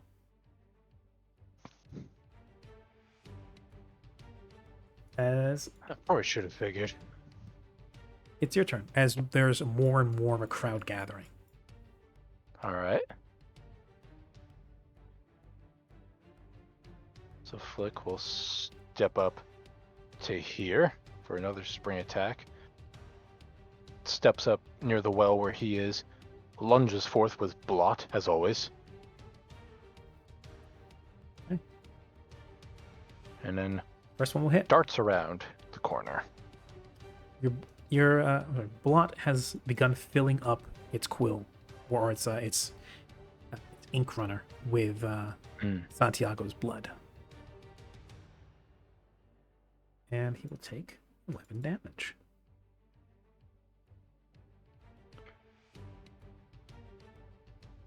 And Flick is also kind of taking note of Santiago's or at least what Santiago was doing before, where he had his eyes locked on him. Now he is returning the gesture and keeping his sights set on him. Okay. Quick question. Mhm.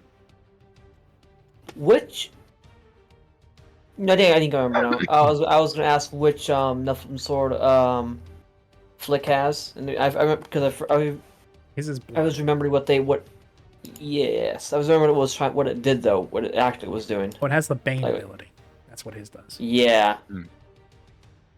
Also, I just have to step What does- away. I just have to step away real quick. So Oh, I'll be right back. Serious? What does Varks do? Varks allows him to absorb a fluid and then flick it in somebody else's eyes, among other things. That's it. Yeah. Fairly It's simplistic, basically it's a giant needle. It's a giant needle. more or less. Well, more it functions as a quill. Is more or less what it does. Yeah. Yeah. Our star of the show has stepped away for a little bit, so if there's any questions people want to ask, now's the time.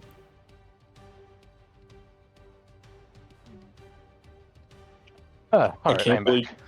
Oh wow, he's back. I was gonna say I can't believe you exposed Vera live on stream. It's Uh, dark. It's very dark. Not really No. fast. Not Oh. really. He ran a business. Yeah. Anyway. He ran a business, a yes, lucrative one. But yes, I am back. I just had to put my dog up on the couch. She likes to look out the window, and she Okay. starts to whine when she can't look out the window. Aw. Aw. Yes. You said you were mirroring his actions. Are you doing anything else for your turn? Other than the spring attack, I believe that's about it. Right. The first one will hit. I did calculate the damage, and Mhm. yeah, that's your turn. And the second one he definitely biffs as he it's almost Sand. like he kind Blame of this man. it's almost like he kind of like comes up short with the second lunge, but he kind of As you're kind of moving, decides to sort of play. He kind of decides to play along with it and kind of makes it more like a mock lunge. so like you hit him once, and then seeing that he's open, try to get him one last hit as you're moving. Your feet are still moving you away. You overestimate your range and just kind of whiff past his shoulder, and then try and turn it into a hype gesture. It comes off a bit weak though, as a result of rolling a natural one. Hmm. And also, as Yes, a result of that attack, Santiago is now bloodied.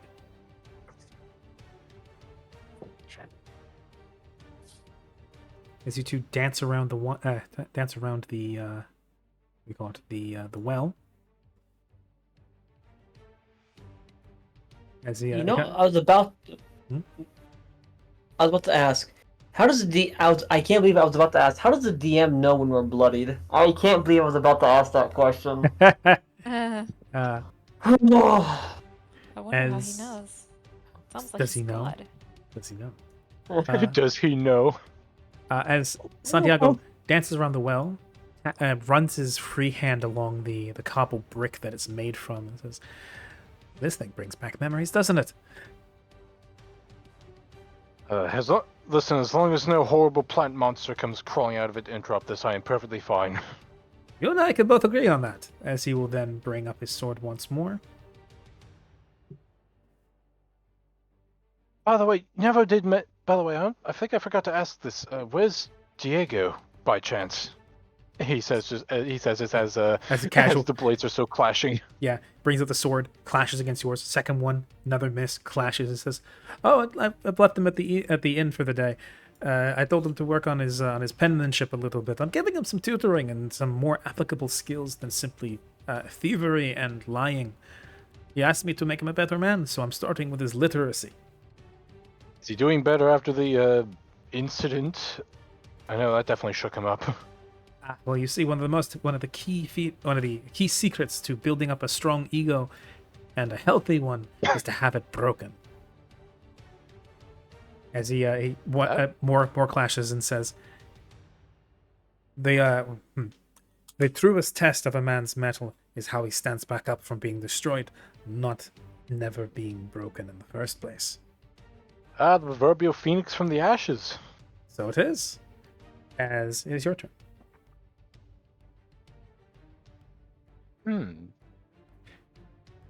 It is one of the cornerstones of the Rosaino military, after all. In order to enter it, you must have yourself broken down so that you may be part of a unit with a strong, coherent ego. Myself, I never had much patience for the military, but their doctrine held truth.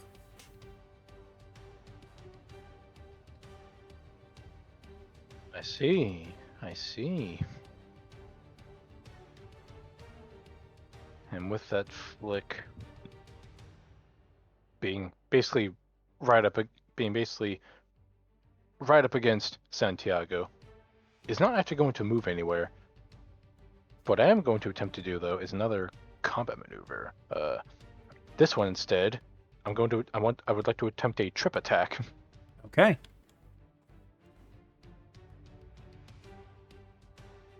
That is a 17, maybe. I mean, if this, I mean, yes, if if you have improved trip, then yes. Is Death Maneuver? Does Death Maneuvers include improved trip? It does. It does? Okay, in that perfect. case, yes. You would get the +2. Unfortunately, 17 will not be enough. Again, so close, it's so far away. Yep. There's the tap of his shoes across the cobblestones as he deftly shuffles around your blade, trying to, or even your foot, trying to trip him up.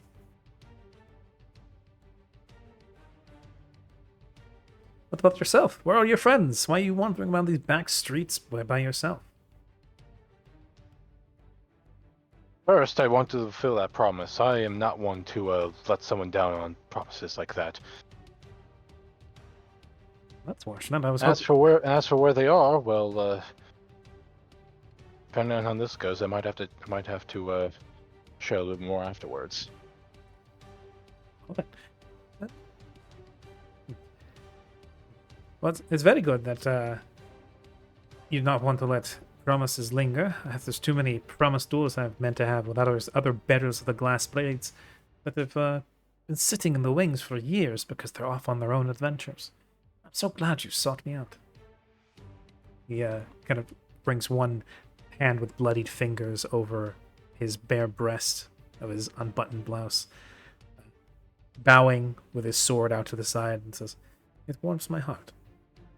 You're so thoughtful of me." And then, yes. Is that your turn, or would you like to do a second maneuver since you do have full attack?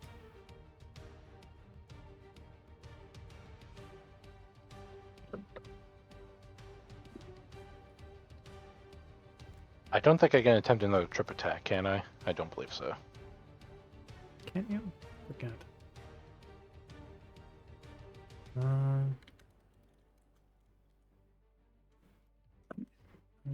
Yeah, I'm not sure if you can do 2 in a row.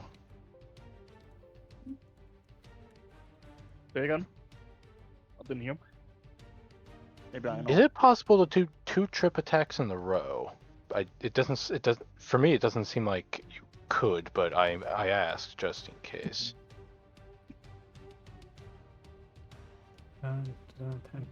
Theory, nothing speaks against it, but If not, if not, then that's okay.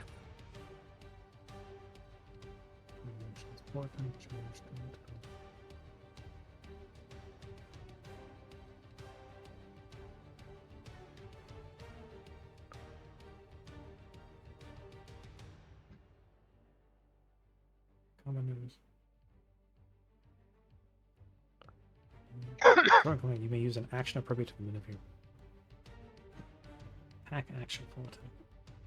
While many combat maneuvers can be performed as part of an attack action, full attack, or attack of opportunity in place of a melee attack, others require a specific action. So generally speaking, they're a different kind of attack. So yes, you may do them as part of a full attack action. Okay. Which, technically speaking, if you have like 4 attacks, means you could try to blind trip, disarm, and grapple the same person in the same turn. That's actually Monks cool. like doing that. Hmm? Monks like doing that. Oh, they love doing that. They like just burying you in status effects and then beating you while you're down. Well, in that case, I'm going to attempt to do what I did before, and I'm actually going to attempt to grapple him with my cloak, like I tried to before. Okay. If you're going to try and grapple him, I don't think that counts as a dirty trick. That counts as a grapple. Oh, in that case, I could try and blind him. That also works. Just taking your oh Unfortunately, damn. as you bring the cloak up 14, once more, and ripperoni. with 16. deft point work, he simply extends the tip of his blade forward, catches your cloak on the end of it, and then just kind of gently moves it to the side. One of these days it's going to work. Perhaps try it when I'm not expecting. It's his turn. So he's going to try his own trip maneuver. 20 will not succeed. It will not, no.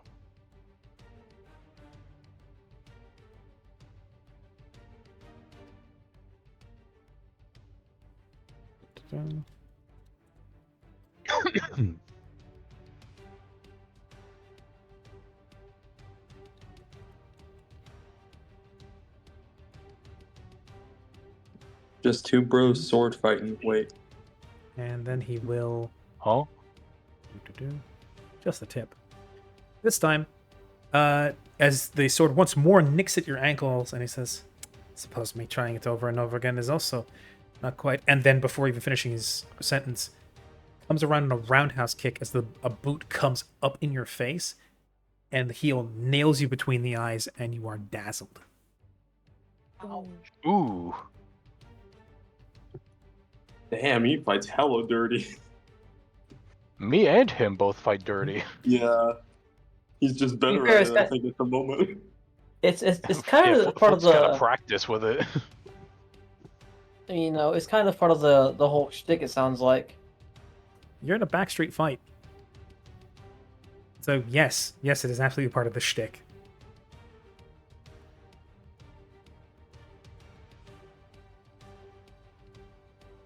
And it's your turn. So, being dazzled, remind me what that does again? It's a fairly simple condition. Dazzled makes it so you take a -1 penalty on attack rolls and sight-based perception checks, as you see stars in your eyes. Flick is going to attempt to power through it as he kind of pirouettes around him. Eyes still kind of blurry from the blunt force of his boot. As he brings up Blot and attempts to poke him in the shoulder blade as he spins round. Go for it. Ooh. Ooh! He's definitely going to try and parry that. Oh. Second will miss, but the first one will meet, so it does not parry.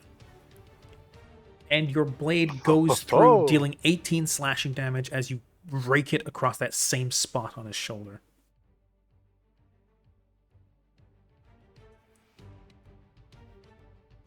You have this man at a disadvantage. However, you have moved more than 5 feet, and as a result, you cannot full attack, so that it... wait, besides which the second one would have missed anyway.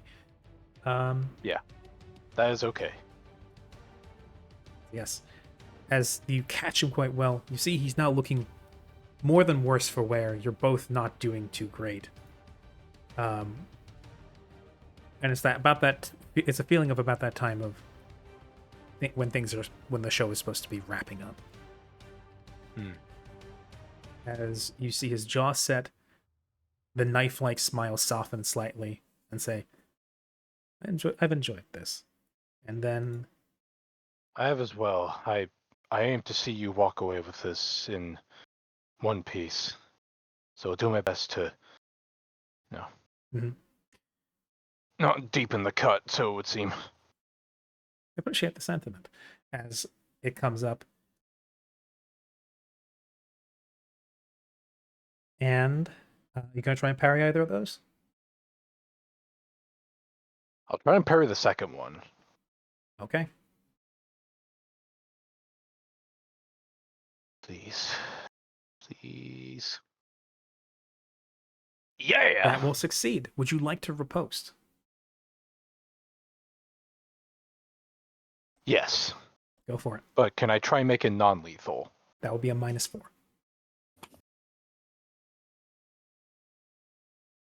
On the attack Will roll. will it still make it though?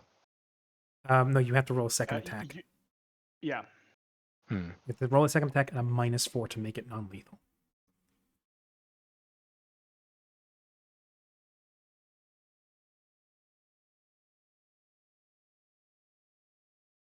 I will attempt to do that. You literally have no reason. Wait, that will hit. As this time, the small sword comes blade first, not handle first.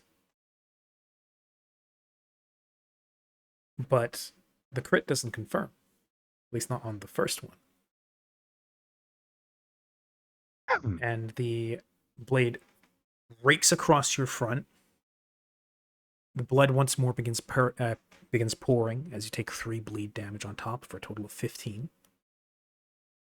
And then the second one comes around, this time with the handguard coming in to bop you on the nose again, and you deflect it and then smack him with the side of your blade. Or however you wish to do that for 9 bludgeoning damage.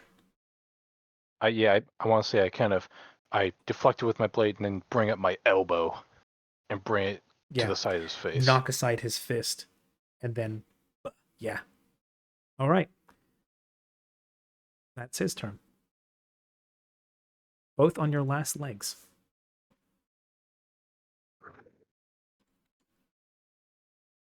All right, these next few attacks, I'm going to do my best to make non-lethal because, like I said, I want this man to walk away from this. Mm-hmm. So another non-lethal smack with the hilt of blot. He do the sandbag. Oh no. Not quite. Both of those will unfortunately miss.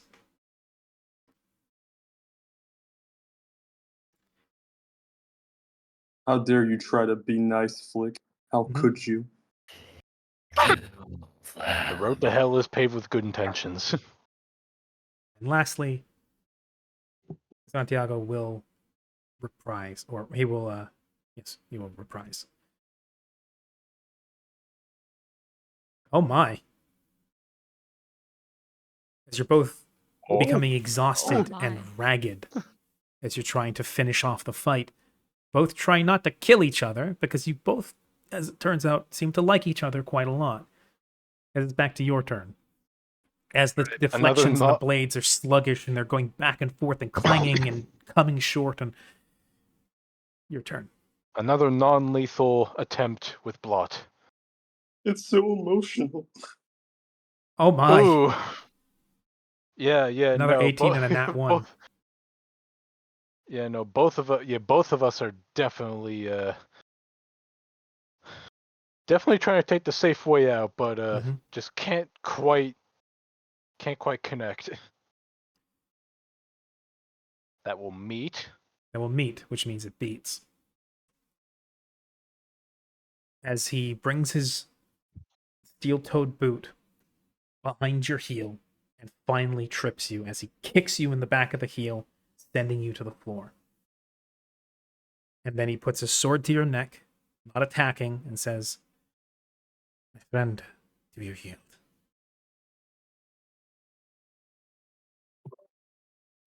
Well, listen.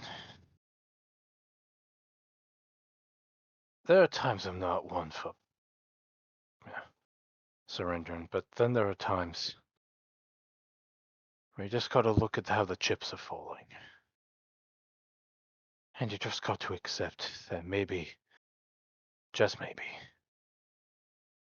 the game is stacked in someone else's favor. He'll nod at that. Blood pouring from his shirt. It's not.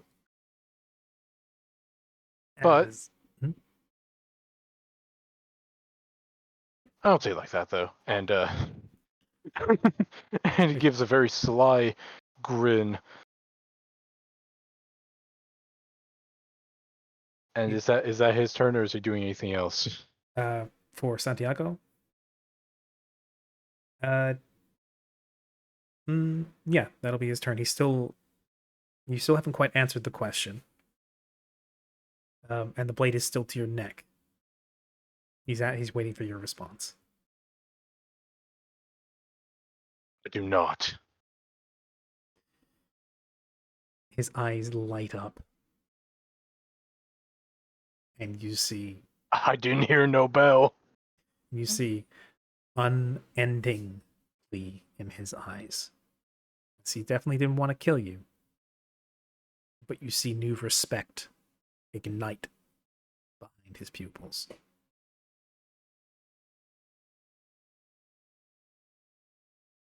And then he brings the pommel of the sword down on your face. And I attempt to parry the second one. You may. Jesus. Yeah, because that first one, I'm not sure about it. The first one wouldn't count. That would have been for his first combat maneuver.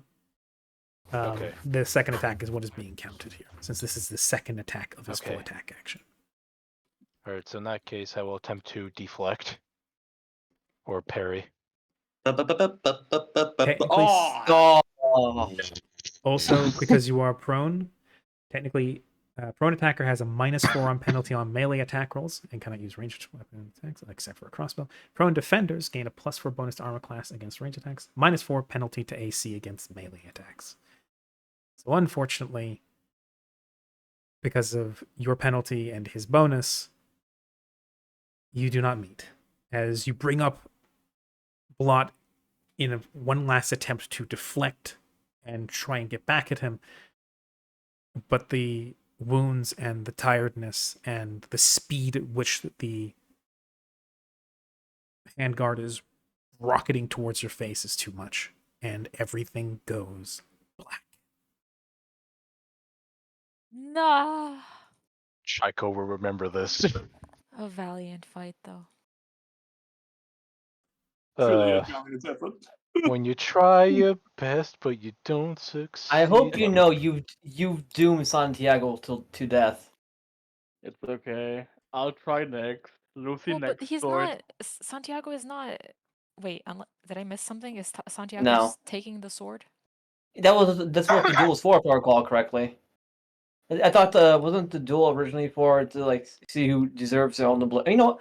Let's just No. story play out. Let's see what Santiago does. Yeah, I don't know what Yeah. their agreement was. Like, But I remember do you that's remember what what the your original guys' promise of the duel was. like? Do you remember what the agreement was? Hmm.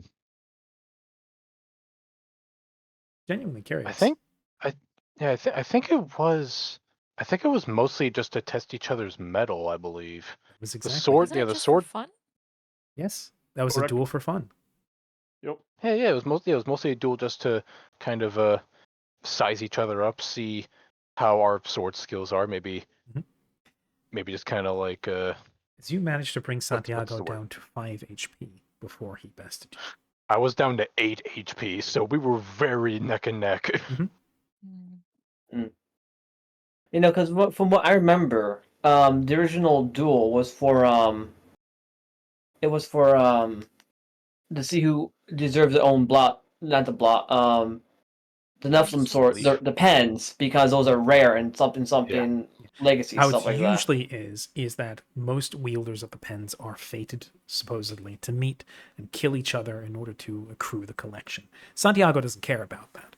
He just wants good sparring partners, and he wants to ride that thin red line of adrenaline where he fights worthy opponents, spills blood, gets lost in the heat of combat, and all of that. Very much a blood knight. And being a bad wielder is a good way to lure people to try and take it from him. Or, Yes, It's generally speaking, the greatest swordsmen in at least the Gadsrich Isle tend to gravitate towards the pens. Because either they attract people who are looking for those sorts of fights, or they attract people who want to wield swords like that. And while some of them do sometimes get sold off, generally speaking, most swordsmen hold on to them until death. Okay, so I guess I was a little off. Which makes the whole fact that we found some dismantled in a fucking crate all the more mysterious. Yes, very much so. Mm. And Hello? hello. Hello. Hello. What happened? What was this man's in the crate? I just came back. We're talking about the general origin of the pen swords. Also, Flick got beat. Almost got Santiago. Flick, he got Santiago Flick down to 5 unfortunately HP. has tasted. Flick unfortunately has tasted the bitter flavor of defeat. Yeah, the bitter sting. Does it taste like raspberries? No, tastes like overdone coffee. It tastes like snozzberries. Ew. And elder. Ew. Yes, Gross. it's not a pleasant flavor, but there's a hint of sweetness to it. Speaking of which, Flick, you awake with a pounding headache and the feeling of a cold cloth across your face and eyes.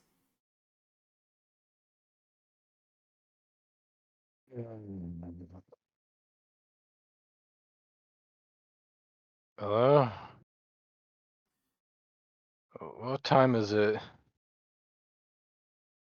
Shifting and the cloth sliding slightly off of your eyes. A window next to the bed you're now in. It's not the most comfortable bed, but it's not exactly bare boards either. The sun coming through the window and the way that it's turning a bit orange implies that it's sometime in the early evening. As next to you is a bedside table with an uncorked and empty potion of healing,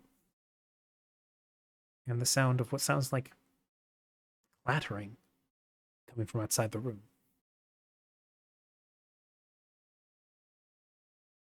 I'm going to look around the room. Is anyone else in the room with me? No. Huh.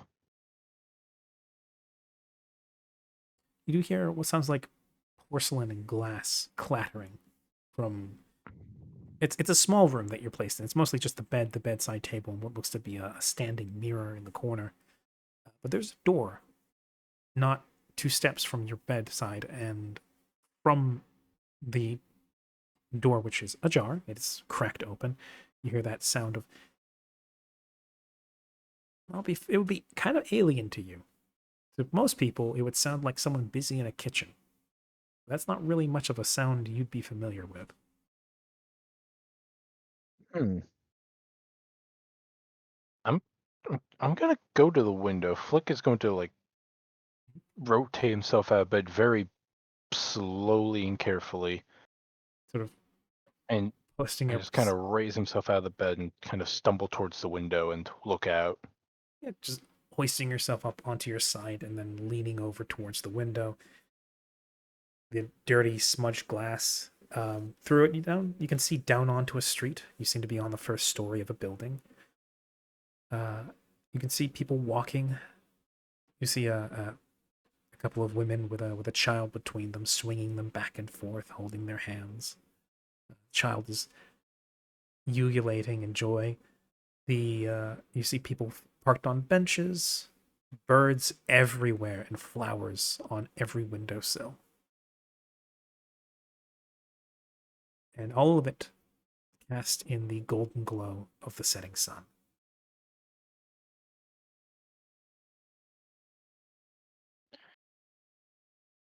As I'm looking around, I kind of turn back to the ajar door, and Flick's going to motion himself in that direction. He's going to open the door a little bit and look out into the hall.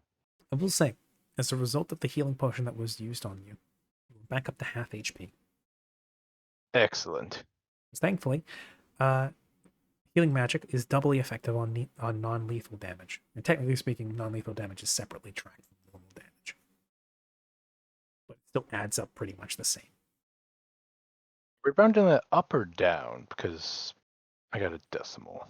Round up. Okay. Yes. You said you're pulling yourself up towards the door? Yes. Okay. You're achy, but you're feeling better at least, and it's very obvious that the potion is working its magic. The headache is receding.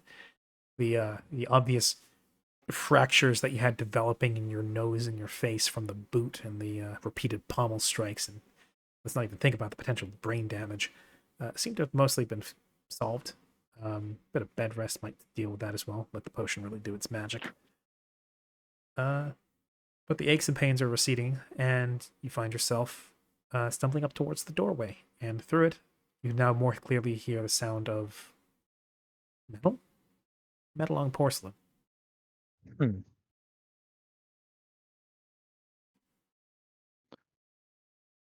As Flick is going to open the door a little bit more and walking out, he's going to Leading you out into a hallway. call out again and say, hello? You hear the sound of you think it's kind of metal being discarded or something, and then in here. It's good to see. You're awake. Come in here. And it's the sound of Santiago. You're awake. We're trying to cross the border. Yes. What bloody border? Ugh. You should have seen you should have seen what you did to the horse thief. Whoops. But yes, Santiago is beckoning you into a room down the hall. Gave me a hell of a thrashing. Both did. You see, as you enter into what you recognize now to be a kitchen, as there's a small standing clay oven, what looks to be a shelf where there's metal cutlery, porcelain plates, and wine glasses, all arranged on different shelves that he is sorting through, putting down, and also on top of the clay oven in a, God, I forget what they're called, those shallow rectangular dishes used for casseroles. Which is a casserole dish, I guess you could call it without being fancy. Seems to be some sort of yellow and red food, sort of simmering and bubbling. It looks solid, but also covered in sauce. As he's pulling out this small dish, leaving it on the windowsill to cool off, and then pulls off a pair of mitts and also an apron, as Santiago, now in a new shirt, bandages on all over his shoulder and his face, and what you think might be a reset deviated septum, greets you into the kitchen and says, hello, good to see you're awake. You look better. Am I? That was a hell of a fight. I'll say, you are the first man I have ever met to give me such a good run for my money that wasn't a complete and utter ass kicking. Really? You had me when I proposed your surrender to you. That was a bluff. I was one good hit away from being downed. Sorry, didn't mean to do that. I was reaching for something. You are the first man I have ever been evenly matched with. Everybody else I've challenged has either been, for the most part, jokes, or someone who's way above my caliber. I've mentioned before that I've sometimes run across other wielders of the pens, and the ones I have challenged before laid me out completely. One in particular had nowhere near the amount of sportsmanship that you did and immediately tried to kill me. Got me right through the heart, and if it wasn't for the good nature of one of a priest of the Mother of Mercy, I would have died that day. Also, he indicates towards his face, where I got this scar. Oh, that's a looker. So it is, and every time I look in the mirror, it is a distinct reminder of sizing up your enemy before you try to take them on. It's one thing to look for a good challenge. It's another one to go running straight into a dragon's mouth. That's fair. That is fair. And as Flick says, he kind of reaches up towards his own face and tries to feel around for any kind of scar or marking that was left by Santiago's sword. No, no, no. You don't worry about it. The potion gave you the potion early enough. You won't be scarring or anything like that. Your pretty feline face won't be influenced by Leaf. He indicates to the sword still strapped to his side, and true enough, Blot is standing, or I should say standing, leaned up in a corner next to a small square table with a couple of chairs next to it, just behind where the door opens up. It's leaning against the table like that, on which also there is a couple of plates and glasses, as well as knives and forks. As he says, for me, the unfortunate case was when that particular individual decided to sweep me aside like so much trash. The wound was so very deep, and it was with a blade that festers the wounds that it makes, that it left behind scars no matter how powerful the healing the priestess gave me. Leaf leaves behind clean cuts that bleed quite a lot, but they don't scar once healed. Really? Peculiar little thing. I'd almost think that the swords have minds of their own sometimes. Leaf, after all, the inscription and the story attached to it is more focused on safely escaping from a fight and coming out unscathed. The bleeding is meant to be, I believe the way that the writer once put it was meant to emulate the bloody rents in the Erodine's reputation he left as he fled Coligo. Such it also makes the wielder a little bit better at getting out of the way of harm. It's quite a bit different from myself. In a strange way, we fit like that. It keeps me safe, and I feed it blood. It's much the same way with me and Blot there. Yes, angry little blade. He still indicates to the section on his shoulder where that angry black mark is. I do apologize for that little marking, but at the same time, it does make for a nice icebreaker, don't you think? That certainly is an eye catcher. I got quite a few looks as I was hauling you back here. Speaking of which, a good fight is always best followed by a good meal. As he takes the casserole dish off the windowsill, puts it on the table, and then goes about chopping it up in the dish with a knife and taking large portions onto the plates. And says, just like my mama used to make. And says, have you ever had lasagna before? I can't recall the last time I ever did. Flick says he kind of heads over the block to retrieve it before taking a seat at the table. It's honestly been a while since I was last back at sea. But at the same time I've been quite a few places, so trying to remember all the things I've eaten is a bit of a chore in and of itself. It's a rare thing to suffer from having too much of a good thing. I almost envy you. But Don't go out into the sea that often, I take it? not really. I've never been much of a maritime person myself. I've always been venturing here and hither and thither. I wanted to see all the swordsmen that the Gansrich Isle had to offer first before I decided to venture off. After all, the blades tend to stick around this area, and as a result, it's the best place to look for good fighters. But I won't lie and say that I've never felt like giving other places a chance.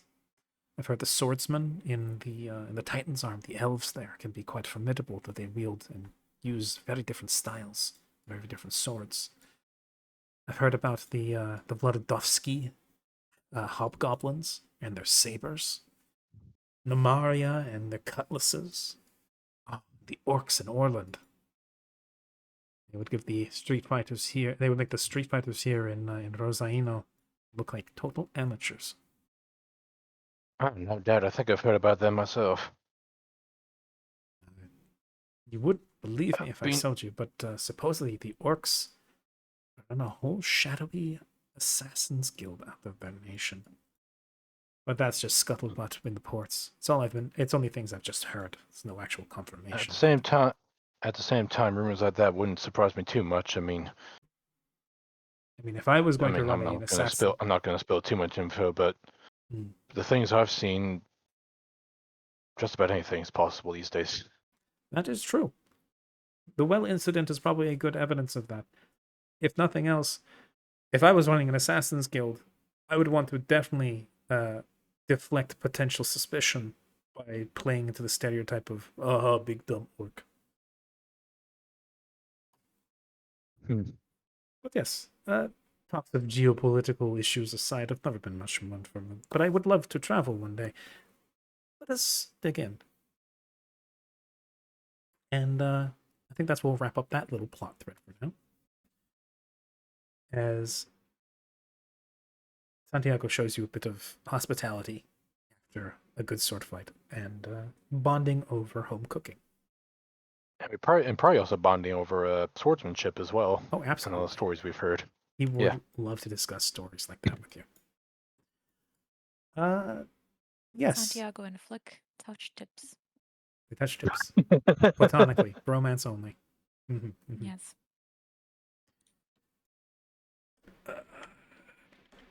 There's only so much homoerotic subtext I can entertain in one plot thread. I'm not averse to it, but there's only so much you can do at one time without being completely in your face. Like Santiago's tip and his fist. True. You have to handle it with tact and care. You need to be gentle and ease it. Yeah, don't tug too much. Otherwise, you might rip it. I mean, what? My daddy said we shouldn't tug too hard. Anyway. My daddy said. Fucking. Hey, Hi. Julia. The fact that that what is did the your fact that daddy that say? the fact that Do not. the fact that that fucking video is a meme still astounds me to this day. Anyway, so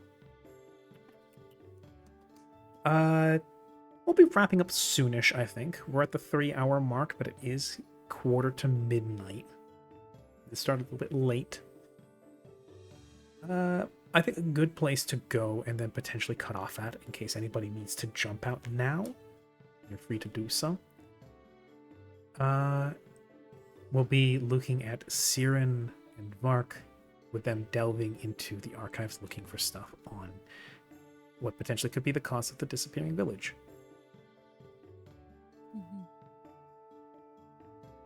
So yes, All right. after finishing up in the holy shit that's cursed room, possibly praying that the protection provided by your stave off corruption spell is enough. Leave it, shut it, bolt the lead door back shut, and now are once more back into the overall shelving of the archive. Still in the energy section. Once the doors fall shut behind them and the bolts been put in place, series of loud chunks and rattling of gears. Var kind of dusts his hands off on his clothes. You think we should get Kara and Vaya out before we close the door? No, I'm kidding. I'm assuming they're out. No, you've locked them in. Quarantine them. They're out of the. I assume that they're out in the. What do you call it? In the archive with you guys. Well, there was no lightning. Anyway.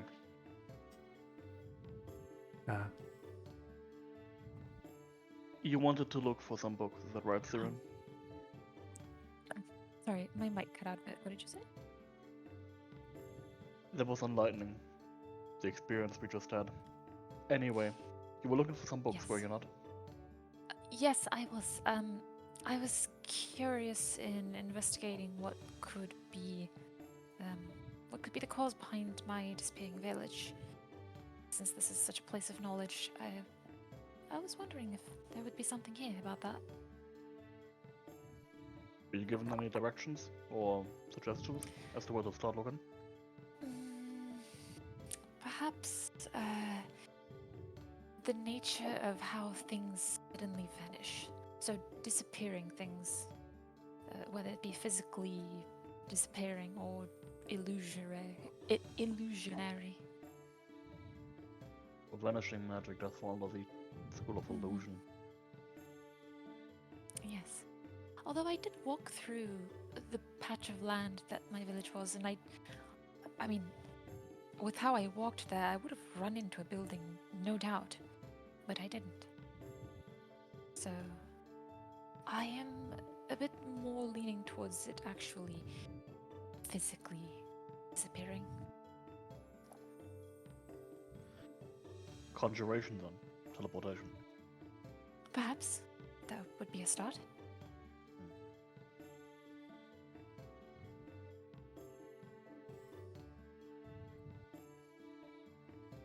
Can't be evocation.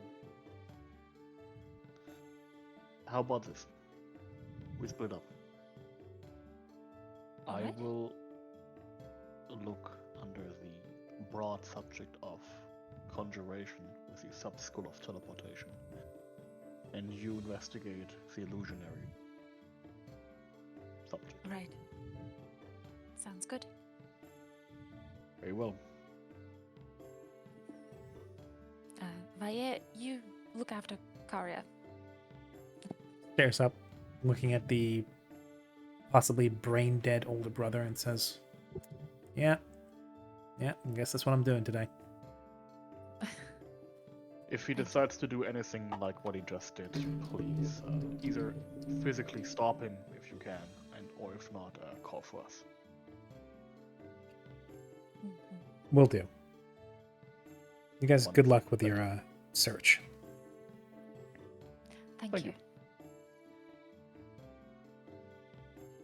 Now, if I recall correctly, if we walk back the way we came and take a left, we should henceforth approach the section of spell schools.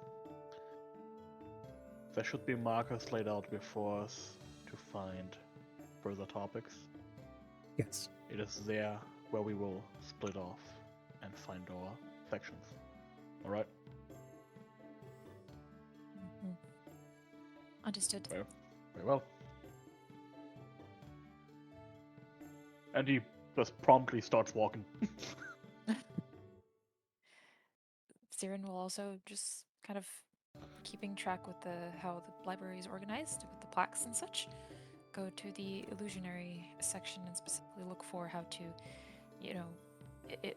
illusionarily make things disappear. Okay. On both of your cases, as you try to navigate your way to the relevant sections, in this case you'll be going to the Arcana wing.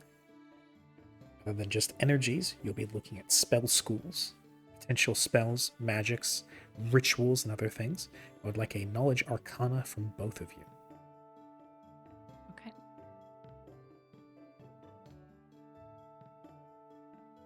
Oh, I'm trained in it. And a 1, and of course the... I'm gonna right give behind myself it. guidance. Good idea. Oh, Yeah, 22. You both have a +1. So 25 and a 22. Siren, you begin digging through the illusion section of the Arcana wing. Each school of magic occupies a hefty section of the Arcana wing. And each one is broken down into subsections. You remember the head of conjuration back in Warbus Academy of Magic lecturing you previously on the types of magic, and you remember the mentions of the word phantasmal how those are some of the most powerful and most convincing illusions. How they trick the mind into believing certain things, not just presenting a false face, but actually, in a strange way, almost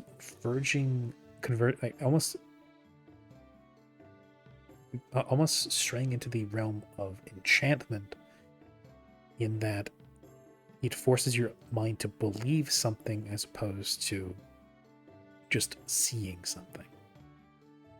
Mhm. So you dig through, paying special mind, but not exclusively, to phantasmal illusion spells. And the same conclusion has to be reached that was previously reached. Other inquiries. There are widespread illusionary spells, things like hallucinatory terrain, spells like it. But ones that are phantasmal in nature and that can convince you that even if you were to run into a building, that it's not there at all, just doesn't seem to exist, or at the very least hasn't been cataloged here. These archives are very, very old. It's either something that was Right. invented very recently, or something that was cast by a very powerful illusionist. Or someone very creative who found a workaround that nobody could think of. But that's stretching belief a little bit, even with illusion. Yeah. Vark, pouring through the Yeah. conjuration section. Try to pay special mind to things that don't just demi-plane stuff in a rough sphere, because as far as you can tell, according to testimony, it wasn't something that was just ripped out of the material plane and dumped elsewhere. It wasn't obliterated by evocation. It just, one day the buildings were there and then they weren't.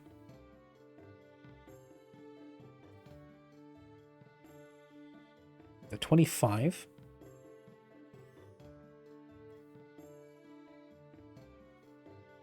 It doesn't make sense. Because if you rip a village out by its foundations, you would still at least leave bare patches, not just a field of grass.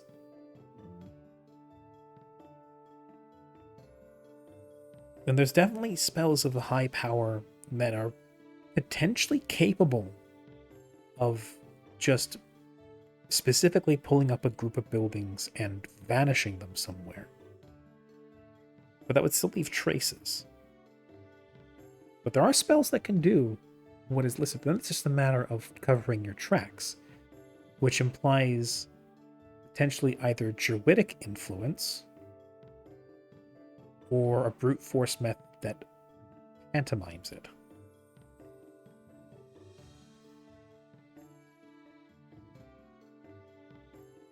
The fact that supposedly the entire field looked like it was just Undisturbed. yes, like there had never been a village there to begin with, is somewhat telling. And if somebody's powerful enough to just vanish a set of buildings, they're also potentially powerful enough to, well, use chronomancy. Funnily enough, this was actually my next idea. That yeah. They might Aw. they may have either rewound the time on the ground to set it back to a time when there was grass, but that would be very far back. Rather, they might have just sped it up so the plant life grew back in. Either works. One is potentially more taxing than the other. Depending on how long the village has been there, that could be years, decades, even centuries worth of rewinding time. Whereas it takes approximately about a year for plants to grow back in and form new soil. Whatever or whoever caused this, assume this is a person, not just a random occurrence. Let's assume this is a person or an entity that did this. Generally speaking, this kind of stuff happening as a freak incident especially going through all the accounts and recordings, because this is all anecdotal. These are records kept by historians and arcane enthusiasts, not just encyclopedias and detached studies made in an office. There are definitely really strange freak phenomena that happen throughout the world. But something happening that is this specific is incredibly unlikely. This is probably somebody's doing. Yeah, someone must have Multiple. targeted the village specifically. Or multiple somebodies. Eventually, who knows? It could have been some fringe druid working together with a crackpot wizard to cover the get rid of a village and cover the tracks. But why would be the big question. But yes, continue your line of reasoning. Yeah, no. Someone or multiple people, as I said, must have done this. And these people must have been of substantial power. Again, this is not something that just anybody can do, or anybody would do. It would have to be someone with substantial power, with a good reason. But what is that reason? What's the village of the? What's the name of the village anyway? Roanoke, right? I'm kidding. Roanoke. No, the name of the village is Dight. D-I-G-H-T. Right.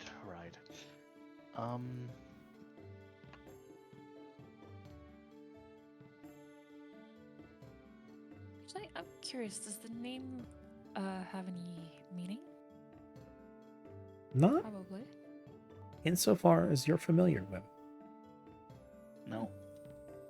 I know that Siren isn't necessarily one to just talk to any stranger about this whole thing, but we've been traveling for a while, and Siren is, I believe, you can correct me, June, of course, but I believe Siren would be the type to tell why she is out and about after you've gotten to know someone for over a year.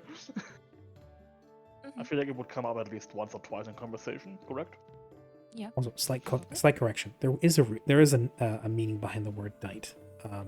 If at some point she would have inquired about that with somebody in the village, is an archaic term to mean to be clothed or equipped with something. Oh, I see. Well, in that case, if Siren has been speaking about it every now and then at least, where was Dight? What continent? It was actually... If I recall, the same continent as Mallory, right? Well, you're all on the same continent as that. Well, yeah. I just remember it being in the green. The Yes. green continent? It is. The country, I should say, specifically. The region. It would be in Flaminsk. That's right. We're nearby. Okay. As a matter of fact, Dink? that conjuration professor said he was setting out to go investigate that place. Oh, true. Fascinating. Maybe we'll cross paths.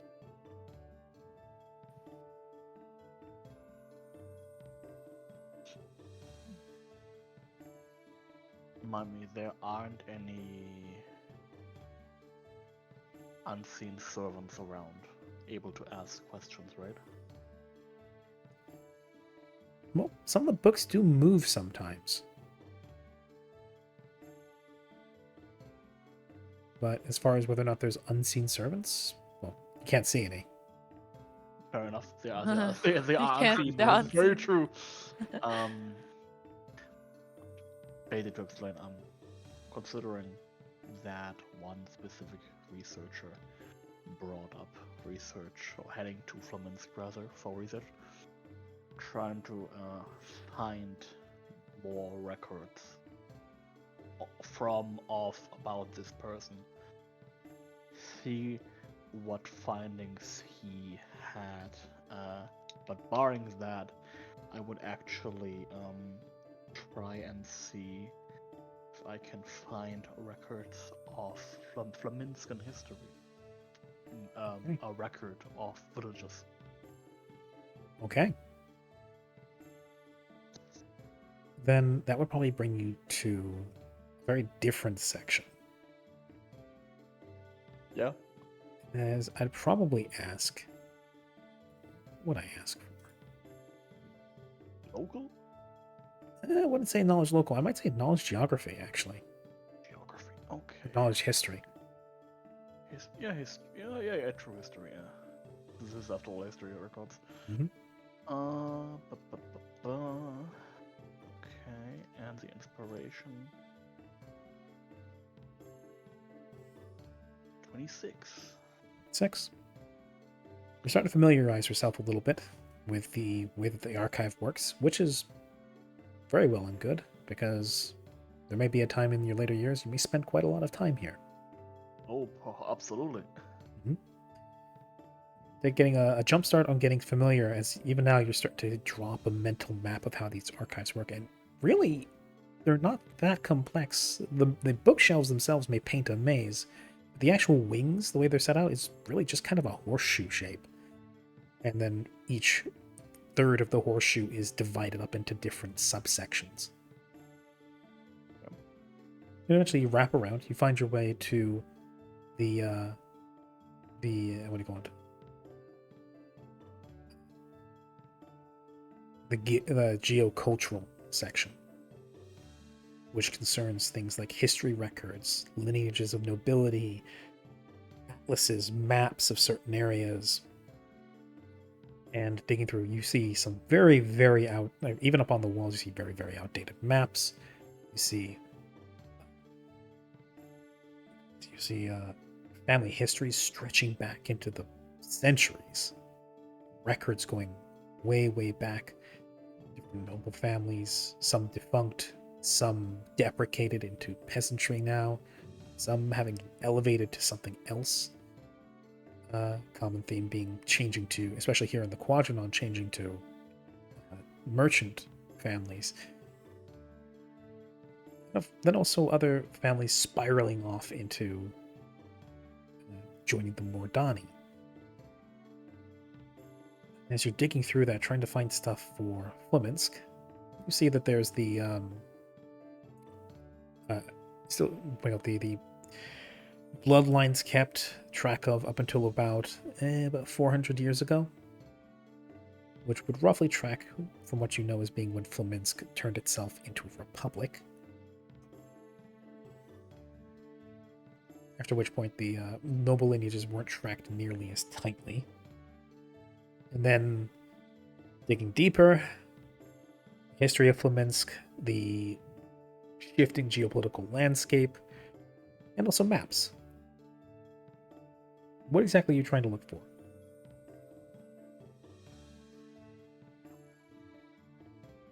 Because I can give you all kinds of useless trivia, but it won't matter if you don't actually get what you're looking for. How remote and how big was Dight anyway? Remote enough that there's not a lot about it in here. Eventually, you pull up several books and binders relating to the southeastern portion of Fleminsk. See, what I'm imagining right now, maybe this will help.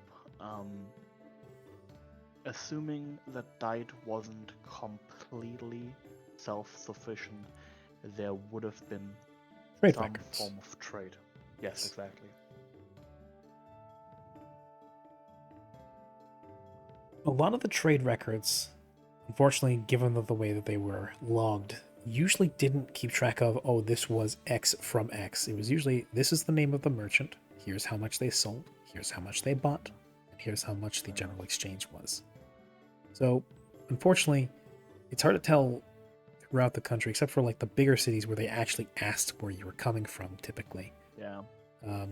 What merchants came from what parts of the country and what parts of the continent. So it's a bit harder to nail down. But Dight's removed enough that there's barely very much mention at all. It's small, it's out of the way. It was more or less just kind of out in a grassy meadow, fairly removed from any main roads. Eventually, digging through the trade logs, you don't really turn up very much. You do, though, find a small journal nestled among the many other That's among the many other documents.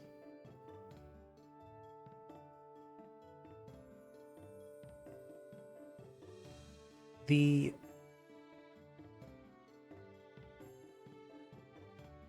journal itself, as you crack it open and give it a skim, seems to be the first-hand accounts and testaments of a merchant. Small family, small name, small presence. One that had quite a decent standing in Flaminsko. They were specifically Flaminski. And their trade was mostly in local specialties and cultural specialties.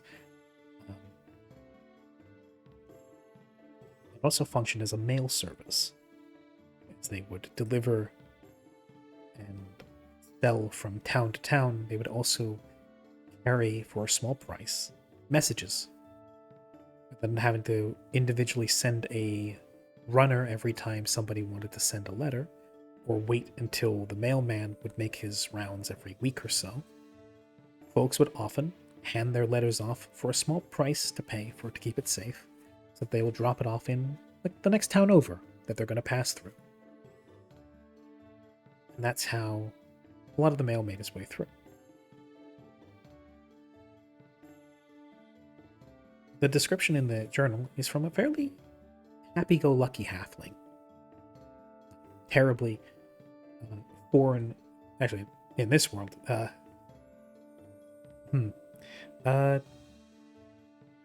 Being a little bit familiar with how the indie halflings tend to be. This halfling trader in question seemed very happy with her place in life, as her job as a merchant and as a postwoman found her talking to quite a lot of people every day. And she details rounds through every village she makes, listing the day and the hour when she can, detailing particularly interesting events whenever a family is expecting a child, whenever there is the passing of someone dear in the village, whenever something big happened, whenever there was a great development, whenever gold was struck in a nearby mine, that kind of thing, which also helped keep track of potential trade opportunities. But what the trader in question seemed to be cherishing the most was her opportunity to just chat with people. And when she would hand people their mail, sometimes she'd be invited in to chat over a cup of hot tea or just some water or nothing at all. Just a chance to chat. And she cherished those. One village she would talk about quite a lot was a small village by the name of Dite. Far removed in the Flaminski countryside, she was one of the few merchants that made their way through there. And as a result, often was the only one to bring mail. Oh. We lost Pippi. Boy had to go. Yes, that's all right. He probably has studies to worry about since it is now midnight for us. That's exactly what he said. Yes. Unsurprising. The trader in question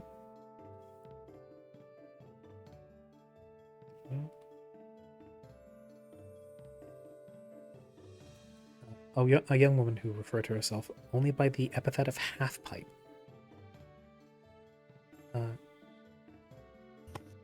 Describes how there was a small village of Dite that she often stopped in. It was a fairly new place, mostly still tents and yurts, but with the beginnings of foundations built for new buildings that were being set up. This is roughly about,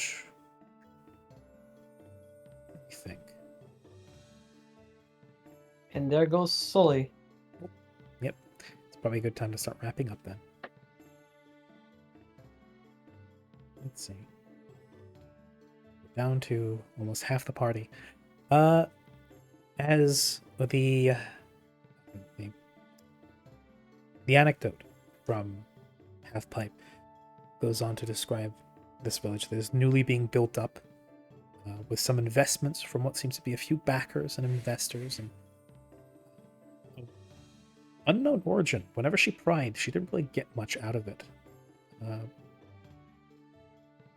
But she was always welcomed very warmly.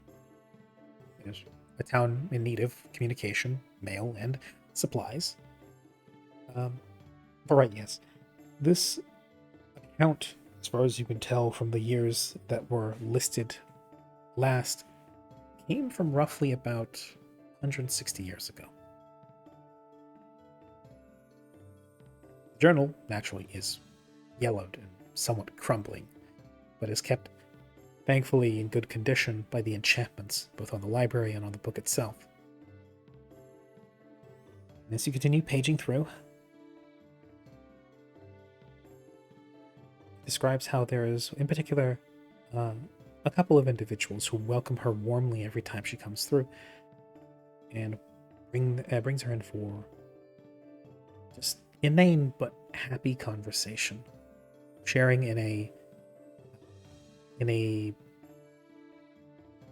genuine and similar appreciation for the small things. She talks about her time back home on Yind, where Yind is a overall not too hospitable island landmass that is beset by giants and massive birds, which the halflings have to contend with. And as a result, they don't have very much. When they do have something, they don't take it for granted. They're very happy for what little they have and what they had. It's a cultural norm that's very firmly set into her mind. It's something that sometimes dogs her whenever she would go around the Quadranon or Flaminsk. The people have it very good here. They're not really aware of how good they have it. But when talking to this woman in particular, this one elven lady,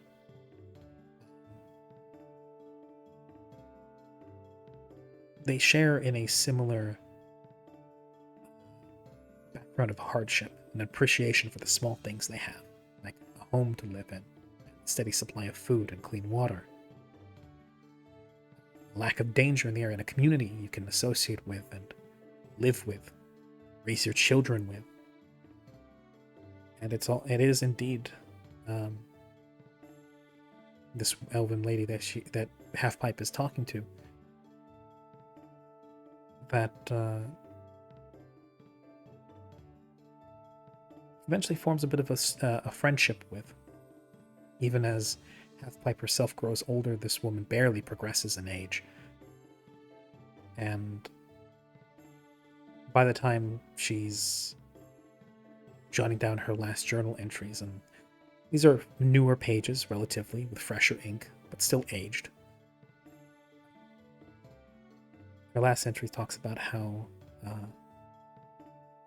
this elven friend of hers is expecting a child.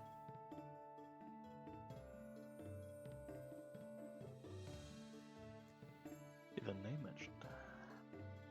Yes, as a matter of fact.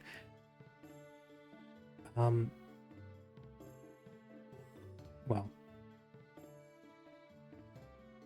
she does mention that she's never met the father, and that she seems to be doing very well for herself regardless. But she does mention that the lady will be naming the child after her.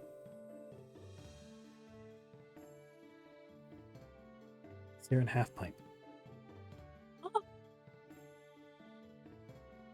Fascinating. Creepy. When was that last entry dated?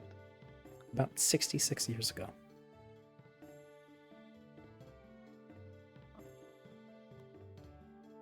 Alright. Gonna carefully shut the book with one finger wedged between the pages as a impromptu temporary bookmark, basically, and carry it back to where I had last seen Siren. Mhm. Siren, are you there? Siren is currently half-bodied into a giant stack and pile of books that she's created on the ground, and kind of throwing them backwards. The right one, and she picks her head out, and a bunch of ground. Yes.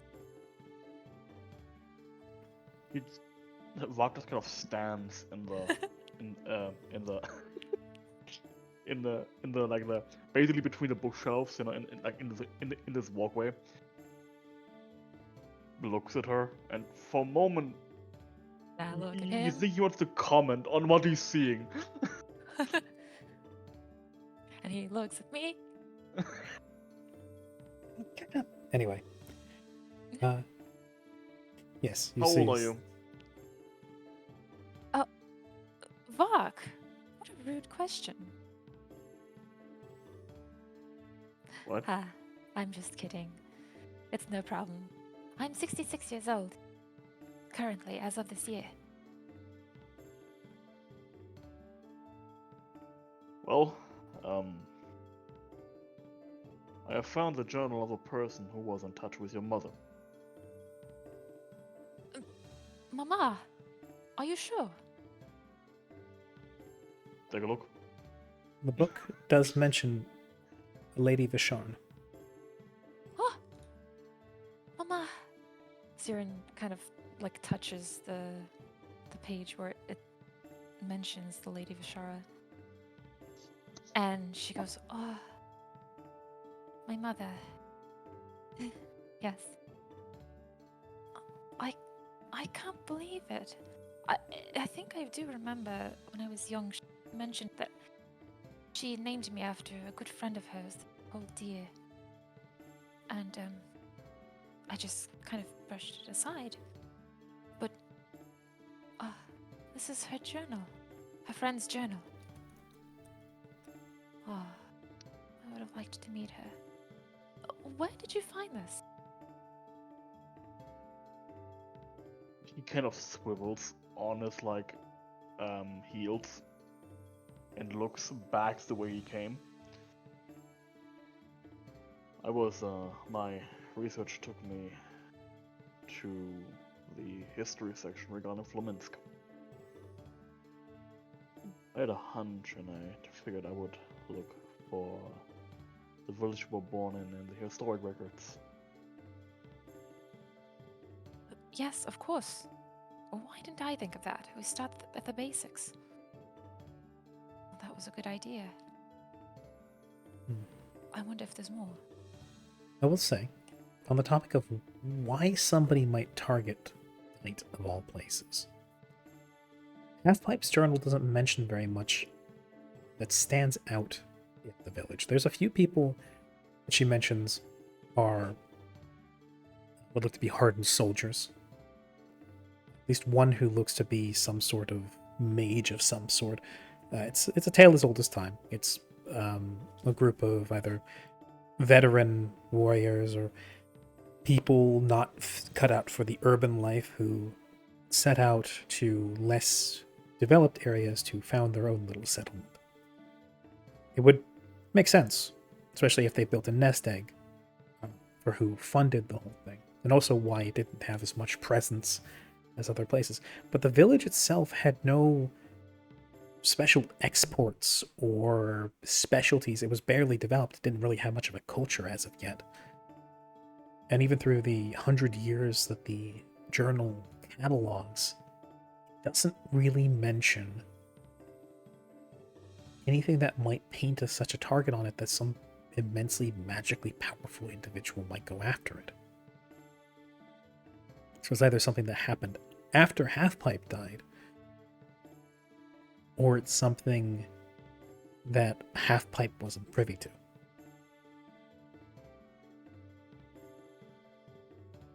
Does her journal mention anything that might indicate how she died? Like, does her final entries include, "Oh, I'm getting old"? Oh Or yeah, does it say, "Oh, I'm She getting talks- sick"? she talks a lot about how her joints, over the last like 30-ish years, contain anecdotes about how her joints are starting to creak and how she's growing old, and how she's immensely happy that she'll be one of the few in the halflings who will ever be able to say that they died of old age. And her final entry is about finding out via letter that her good friend is expecting a child. And yes,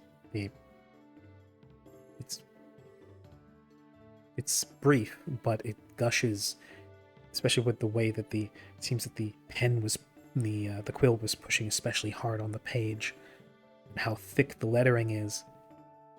It must have been very emotional, especially with the way that Halfpipe, when she mentioned when saying that Miss Vishara decided to name the child after her, she underlined it 5 times.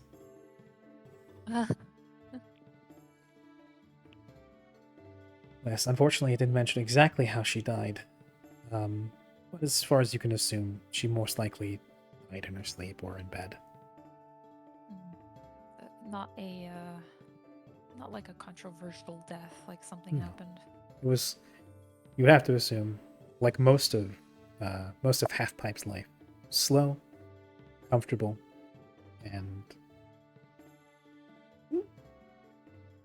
bittersweetly happy. And in regards to anything she wasn't privy with, is there anything mentioning that? In the book itself, well, if she wasn't privy to In it, she wouldn't her be able journal. to. Yeah, if she wasn't privy to it, she wouldn't be able to write it down. Right. Oh, privy. That's what that word means. Privy means like if you're not privy to about. if you're not privy to something, it means you don't have access to it. Right. I thought it meant something that you didn't like. No. Okay, never mind. That'd be more like saying like she wasn't keen on it. Yeah, keen. That is it. I got the two confused. Oh, good. Regardless, Siren, like with the journal still in her hand, turns to Vark and says, oh my.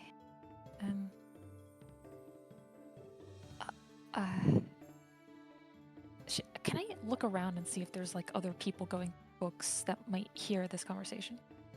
Sure, perception. Okay.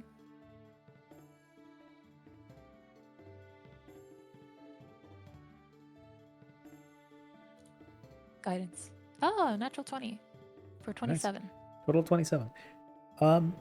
You hear some footsteps way down the hall, muffled by the carpeting on the floor. But here in these aisles, you hear no footsteps, no breathing, no shuffling of books. As far as you can tell, you and Vark are alone.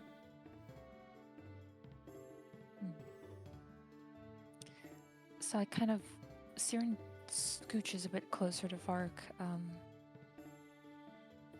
as if, to say something that is meant only for, and says, I worry if possible motive behind anyone who meddled with my village is relating to my family. I kind of doubt it in a way because, I can't think of anything crazy about my family in the sense of like, oh, someone angry is after us, oh, stolen act, and now the gods are angry with anything like that. But since you are helping me with this, Vark, you should know I come from a rather strange genetic pool. Specifically on my father's side, which is understandable why he isn't mentioned.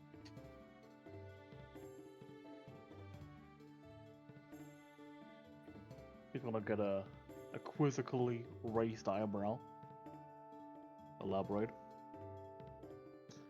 Well, if you must know, and Siren kind of points to the feathers behind her ears and says, these aren't just decorations. And she kind of like folds her ear like inwards so he can see behind them, and she tugs at them a little bit and they don't come out of her head. And she points to the scales on like her hands. And these aren't tattoos, like I have said before. I know I tricked you all with that, but it's not true. Uh-huh. Tricked. Yeah. As if yeah, everyone believed her. He doesn't comment on that except for that.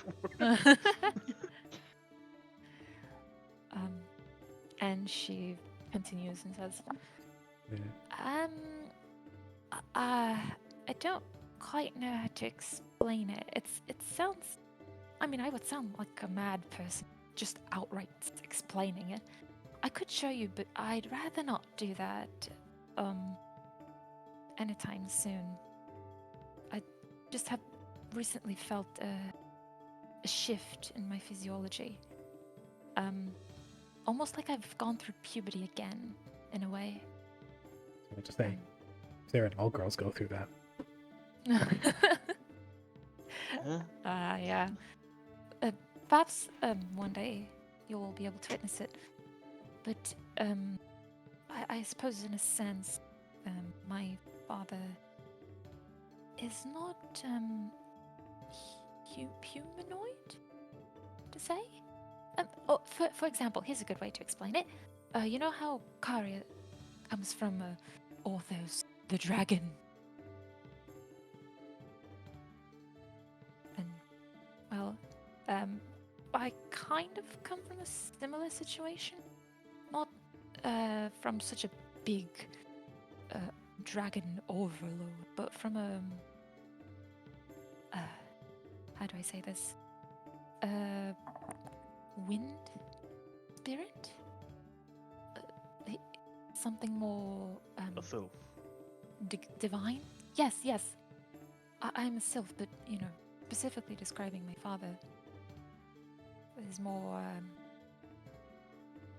a bit more inclined to the divine wind element kind of side. And thus, you know, sing with my mother resulted in sylph. And she kind of points to herself.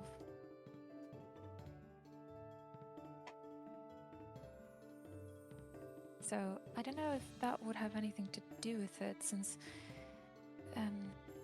it probably was something to do after this friend of my mother died. And I do remember my father mentioning that he was going to keep his distance from myself and from the woman he loved, my mother, so we could stay out of danger best as we could. Danger from what? That's the thing, I don't quite understand if it was something specific or if it was just general danger. Him being what he is, I don't know if, you know, if maybe he wasn't allowed to do what he did, or if it creates some kind of magical influx and starts to attract creatures that might feed from that, or power-hungry wizards, or I don't know. He has done his best since I was a child to protect me, and in the sense of teaching me how to protect myself from anything dangerous, sorry. So I feel like there's some piece that I'm missing, some specific name or a group, or I don't know. I feel like there's a... What was your father called? Going through Google Docs.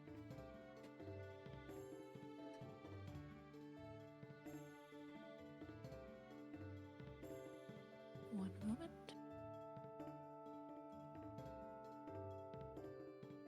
Assuming that your father was some divine being, as you put it, there might be a name on record in these halls. Mm-hmm. And if we His can Well, find... his name was Rashawn.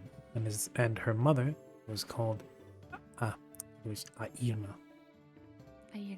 Yep. You know. I should specify.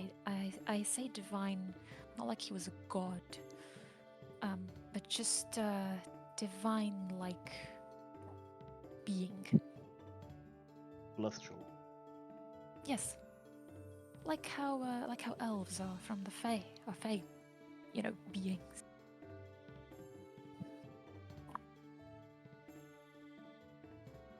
But we are looking at a celestial bird of the wind.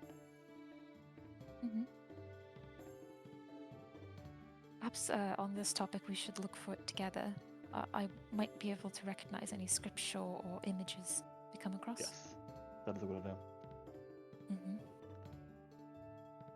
If we can find out what exactly your father is, or if there's anything special about it, something that makes him coveted or feared, we might discover more about the reason something was done to your village. Perhaps. I hope it's nothing to do with my family, though. When exactly did this happen again? Are you referring to the disappearance? The disappearance, yes. Oh, did I write that down actually? Let me see. The number of years is enough.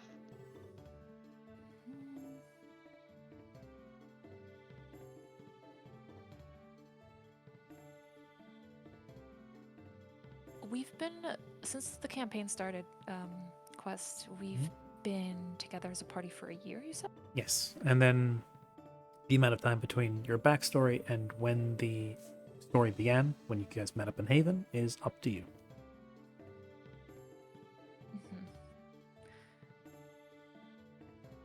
I'm gonna go ahead and calculate, given that number plus a year.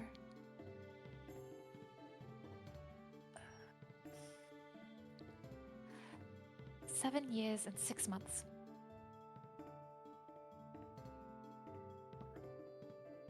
Let's round it up to 8 years. So let's go anywhere from 7 to 8 years. Yes.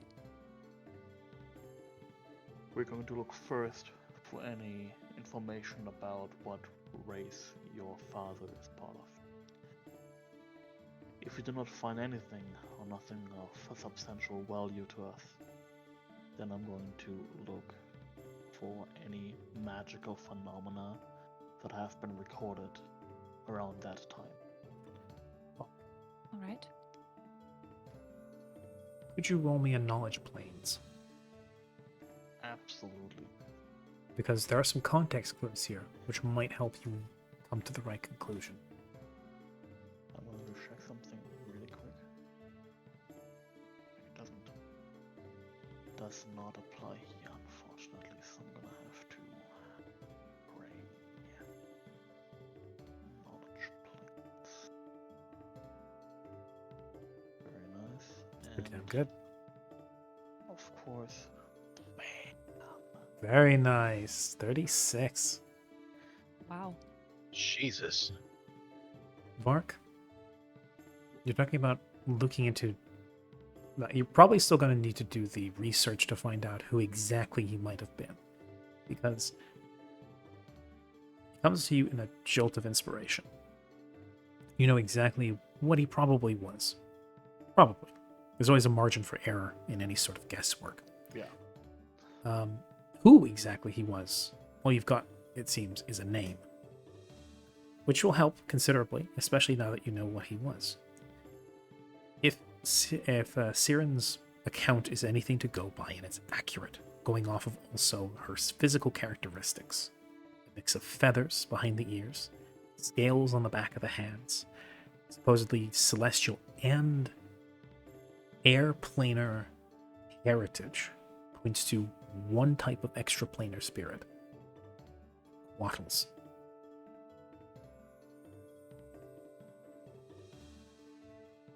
Who exactly? And indeed, if he's as much as Siren is hyping him up to be, he's probably a fairly powerful Quattl.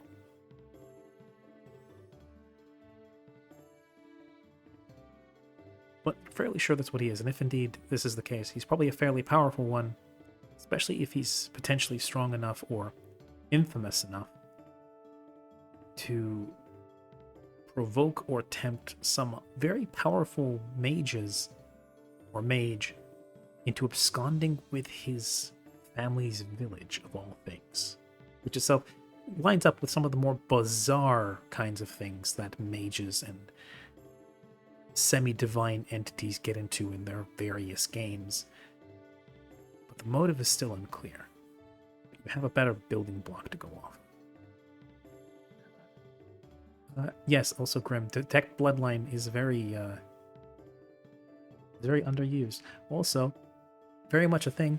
As a matter of fact, going over it with Mallory earlier, the Nyan royal family just has a whole stockpile of amulets of Detect Bloodline that are constantly on. So when they're talking to one another, they know if they're talking to people of the blood. So you have an entire royal family that utilizes them, which is fun. But yes, Mark, you are fairly sure that Siren is a Quattle blood itself.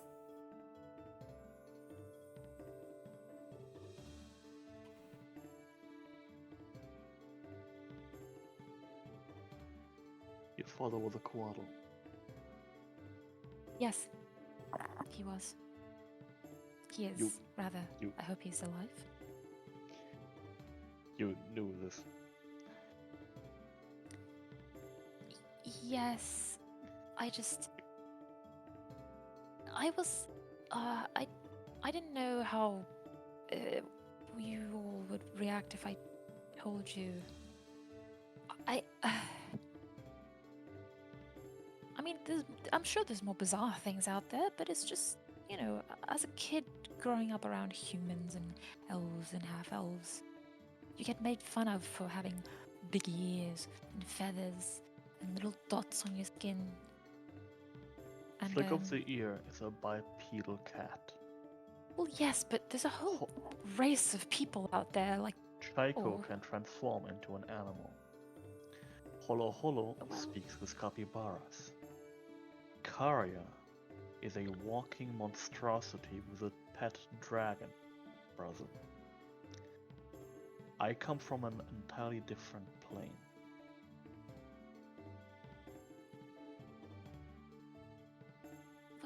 Well, And Mallory's just weird. Here. And Mallory has a horn. Mallory has a horn.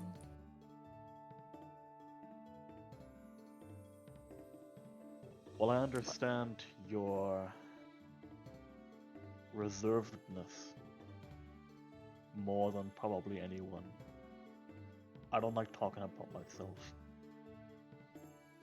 any more than I have to because people keep talking to strangers about my past. I understand. That being said, I'm trying to help you, and I will be the last one to judge you. That's true. You, like you said, come from a different plane yourself. Sorry, old habits. I'll be more open from now on, as much as I can. Not promising 100% openness, but I don't really have much to hide aside from this. Wonderful.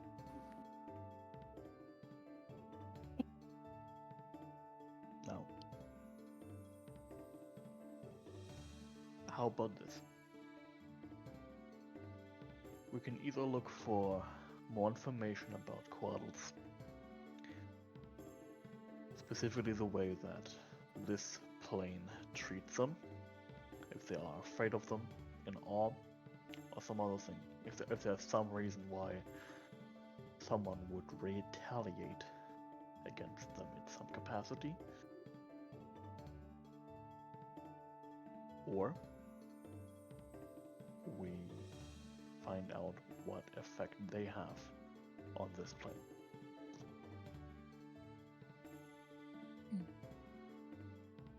I think that information goes hand in hand. If they have some kind of special effect on this plane. Perhaps that would be the reason why people would retaliate or otherwise. So perhaps we start there. And if there is some reason, then maybe we can find a record of divine sightings. Yes, that's smart, actually. Even if only in passing, the common man will most likely never forget meeting some divine being, and will maybe write it down in some journal, or tell it to people, and word travels. Should be able to find something. Yes, makes sense. Should we split up again then, or go together? I believe for now we can go together. All right.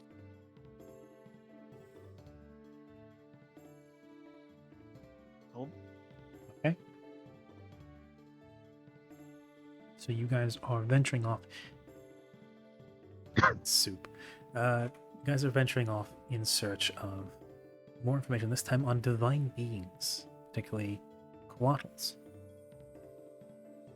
Now, I asked, did Siren share the name of her father? Yep. She said it was Rashawn. Right then. You have a name to look for. As long as people don't end up referring to him by some other nickname, epithet, side name, pseudonym, or nom de guerre. Which unfortunately is... know of those. Maybe not. Nashar. Maybe not. Rashawn. Because sometimes parents don't like telling their children about those things. But That is true.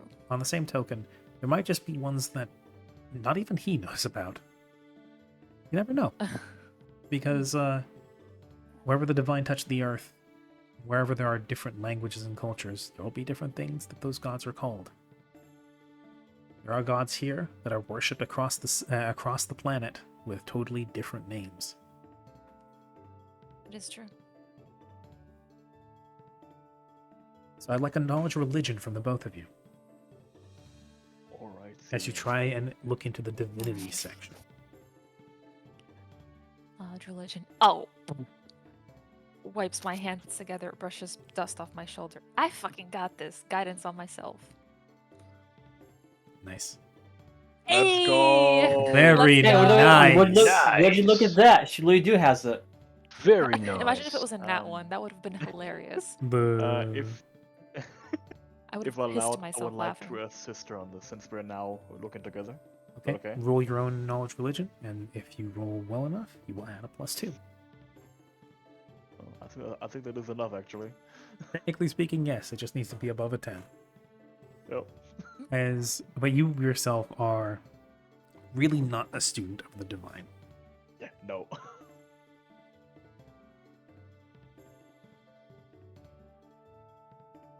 Especially not the gods of this fucking plane. Yes, What very the much so. funk? Me putting ranks into religion for a feat would actually help outside of just that. Being the cleric with ranks and knowledge religion. What is this? Upside down world? Yeah. Is this the upside down? Yes. Also, yes, Grim, using summon planar ally to get child support from your extra planar father is very meta. Hey, my dad. Weirdly enough, you could try that at some point. If you get access to the spell and want to try and pull your dad in to get answers out of him, you could try that. You're not Interrogate my you're father. not disallowed Summon- from it. Summon alimony. It's like, particularly for contact planar ally, if you have the name of a celestial or a demon, well, a celestial or a fiend, you can call them by name. Mhm. Actually, it increases your likelihood of pulling them through and binding them. Your dad might respond to that. That's a different question. But Vark, you assist her in the best way that you can by helping her navigate the decimal system, the naming system that the library uses. Whereas Siren does all the legwork in terms of differentiating different pantheons, different gods, different different cultural rituals and other things like that. And eventually sorting through, trying to find anything relating to a Quattle known as Rashan. The depths of the knowledge in the society's archives are deep, but they are disorganized and they are spotty. Because everything that's been collated here is all the accounts of individual researchers. It is wide, but sometimes shallow. Often hit and miss. As far as you can tell here, nobody has run into any sort of cult, organized religion, even individual priests or witches or pact patrons tied to a Quattle known as Rashan. There are situations of contacts with powerful Quattles, and overall, the general leaning that they tend to have is one that is well-meaning. There is the occasional Quattle devil on the records. Those are some interesting edge cases. But like most Celestials, even ones that are heavily influenced by the plane of air, who are usually free spirits, Quattles are usually quite good leaning and tend to be quite helpful. There are some records of powerful Quattles on extraplanar beings don't tend, especially powerful ones, don't tend to meddle in the material plane very much. Possibly one of the reasons why her father, if indeed that he is what she says he is, doesn't contact the material plane very much, might just be because his proximity and presence could be dangerous. So particularly powerful Quattles are known to be living, raging storms with twisters that wrap around their very bodies everywhere they go. They are forces of nature. They spark lightning and stir winds with a movement. But the fact that one apparently had a child with an elf woman long enough for them to settle down and create a settlement before then leaving, even taking time to teach her to control her powers, suggests he is powerful, but not quite nearing demigod status. And that unfortunately means he's probably not prevalent in any larger religion as far as you can tell. Even niche, even cult. And digging through the records, you can't find anything that even remotely ties back to the Quadranon, and more specifically to Flaminsk and Dite. Unfortunately, your research does not turn up anything. Very sorry. This is not, however, necessarily the end of things. As I said, the society is very spotty, and their researches tend to be focused in certain directions depending on which researchers they have in their membership.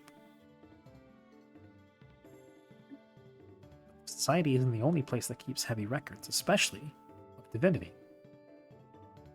There's always the possibility of contacting churches. They might have a better idea, and while they tend to be a little bit more biased, whereas the society tends to be a little less, significantly less biased, the churches here in the Quadranon, despite having a generally not antagonistic, but at least not charitable leaning towards the Lady of Light, because of the Aerodine influence, do at the very least seem to be open to other religions. So your chances of finding out more information about something so very specific might be better. Whether in records or just asking. You never know if there's a particularly venerable scribe or priest who might be able to tell you. That said, there's also other alleys. Grim brings up not a bad suggestion. There are spells out there that let you contact extraplanar entities, which, if you were to ask them, could be able to give you this knowledge that might not be in any sort of archive.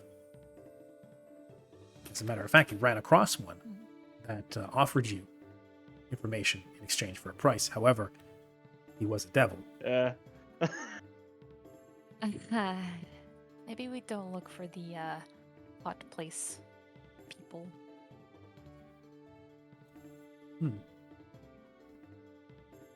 There is also another contact, though he's more arcane than he is divine. Well, powerful wizards are still generally pretty knowledgeable people, but it is a very specific ask. Yes. Asking Harry might clue you in more as to how and who did this, not is less likely to clue you into who your father is and why somebody would want to go after him. Yeah. The matter of arcane leads you down one path of answers, while the matter of divine leads you down another. Yeah, and we kind of need both. Also, I don't think I'm high enough level for summon or contact of any planar allies. Well, you are high enough for contact entity, which specifically contacts eldritch entities. So maybe not too bad. Would he count as an eldritch entity? Your father? Probably not. Wow. I can summon How little, do be so little rude? clouds. But they're a parent, those are eldritch entities. It's also got technically speaking, has a 100-mile limit. Yeah. Now, you do have access to summon Ancestral Guardian. Now, this specifically calls out that it calls the spirits of two ancestors to attack enemies. So could I summon him in a fight and then be like, wait, before you go, I have questions about the family tree. I have a question. I mean, the spell says nothing about them having like. It doesn't say that you have to be in a fight. It doesn't say that they will go away if there isn't a fight. So if the GM allows, there you is. could ask them. I might I not. don't know. However, there is one spell you have access to that might help you, and that I might allow. Ancestral Communion. That's a good one. Oh. Technically speaking, Yeah. technically I was looking speaking, at C for contact and stuff like that, but that's a good one. if you, technically speaking, you consult the spirits before a knowledge check, and you gain a +4 insight bonus on it, which I would more or less allow you to use to bolster a knowledge check without needing a knowledge source like an archive, for instance. To potentially tap into knowledge, I would only allow it once. But Alternatively, because she did in her earlier days, when she was having all those nightmares, because she did receive visions and some kind of communication back then, maybe she could try doing that, but in reverse. possibly, you could try communing with Maluna or with your father by a dream. That could be doable. You are a cleric of dreams, after all. It is your wheelhouse. And if we were to contact some kind of church for this information, is there a specific church that would be more relevant?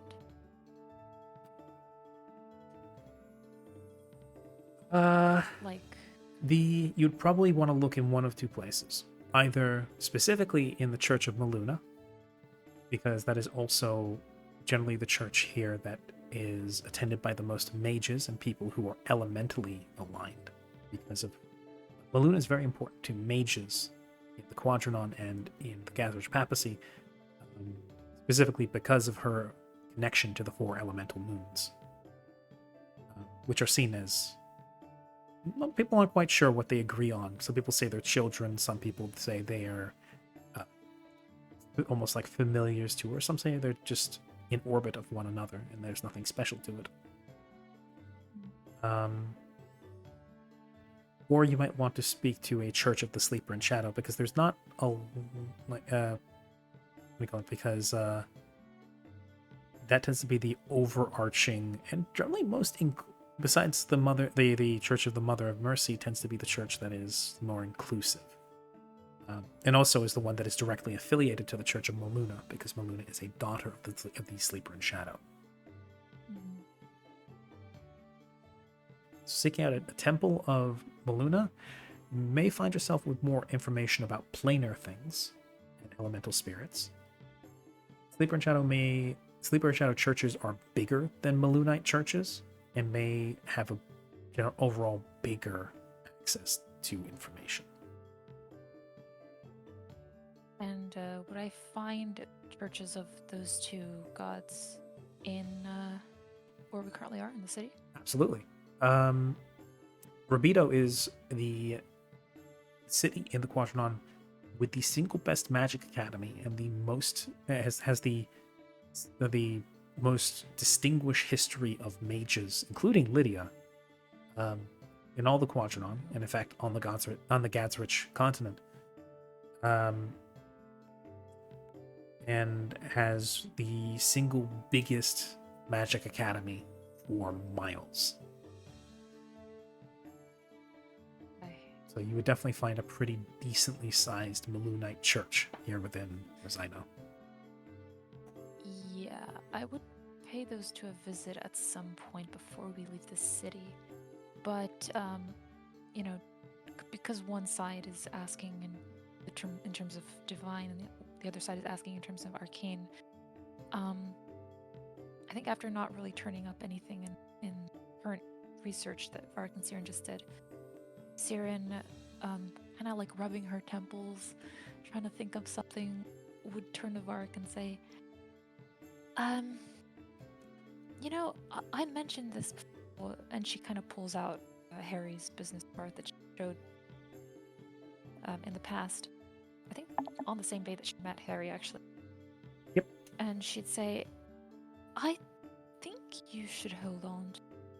He might know something about some mage that would do this, and more so anything magic related, really closely affiliated with that kind of knowledge.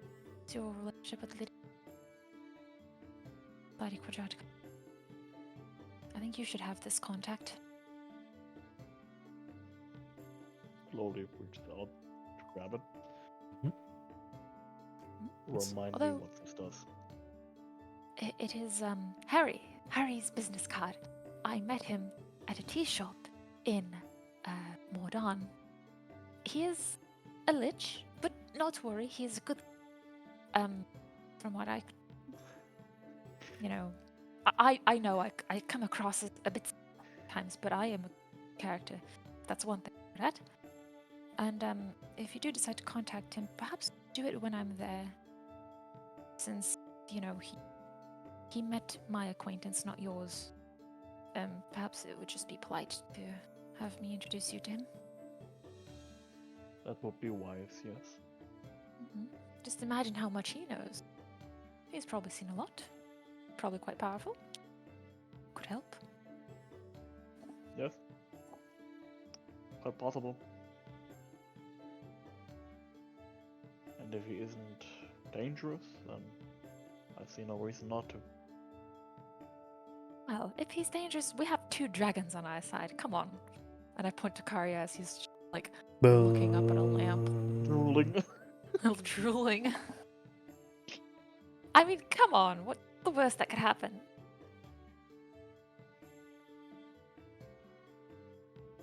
Are you you actually Yeah. asking for an answer? It's a rhetorical question, Mark. That's how those work. Very well. I had Flashbacks about to when 50 flashback to the last time Karya went up against a necromancer. I had about 50 things in mind. So I figured I should ask to spare some time. Very well.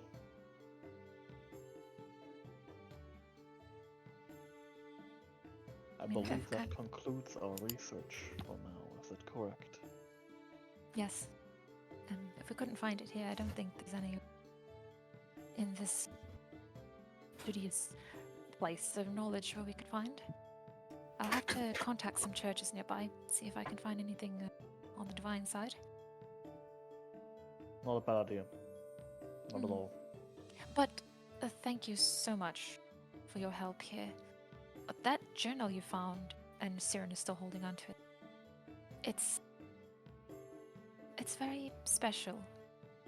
Simple. Okay. It's not even my mother's, it's a friend of hers, but it's still meaningful.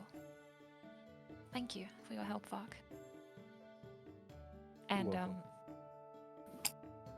I'll have to ask again, are there people around us who can see us? No. Siren will pocket the journal.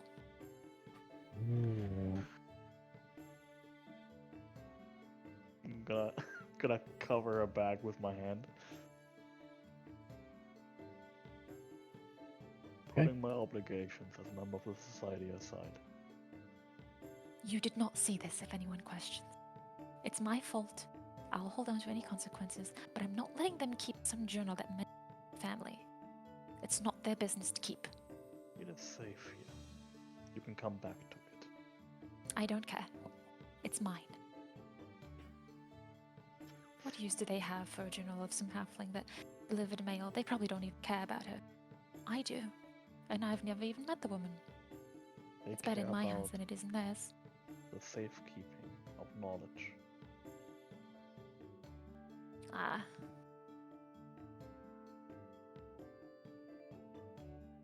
What They is have it many more books. exactly that you desire about this book? Is it the contents? The entries of this person? Well, it's that, but that's only half of it. The other half is the fact that this was written by the close friend of my mother's who I'm named after. I mean, I feel like I get to keep it, no? I feel like that's reason enough for this to be special to me. They have so many books, Vark, and she gestures to the entire library full. What's a couple words last to them? It's not like this is some arcane journal telling you how to make specific concoctions to cure diseases. It's a journal. It has personal value. It's not about what type of book this is, it is about the principle of taking books from here permanently.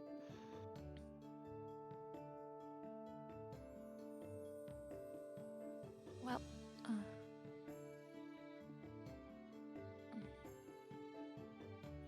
It will be here.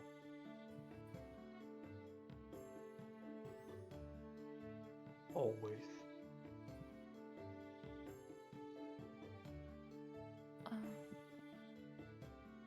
I suppose it would be safer. I don't want to accidentally lose it. We Or travel what would dangerous happen to paths. it should I perish?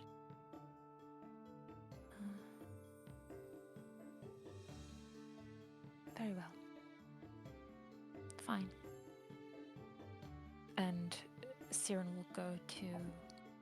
Actually, she didn't see where he took it from, so she'll ask, could you show me where you took it from? So I can place it back?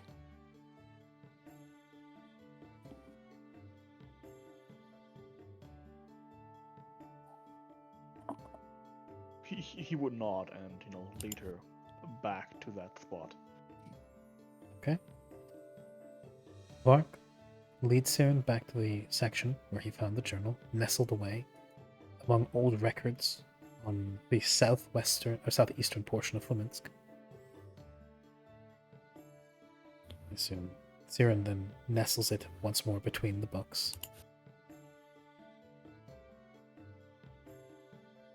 Yeah. And assuming there's nothing further. Mhm.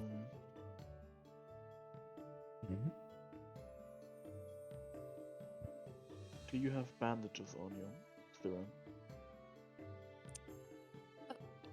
Actually, would I? I think Do you have a healer's kit? so. Let me check my equipment. I have I don't have a healer's kit. I want to grab one of those at one point if you actually want to use that healing skill. I do. I do. I probably should. Oh, also, It's one can gold. I say, Okay. because I just thought that this would be such a nice touch, and it's so funny. Can I, before I place the journal back, flip to the back cover, the Mhm. inside of the back cover, on a tiny little space as small as I can in the corner on the inside of that back cover, scribble in with, I guess, a piece of charcoal that Siren would have. Siren was here with a little smiley face.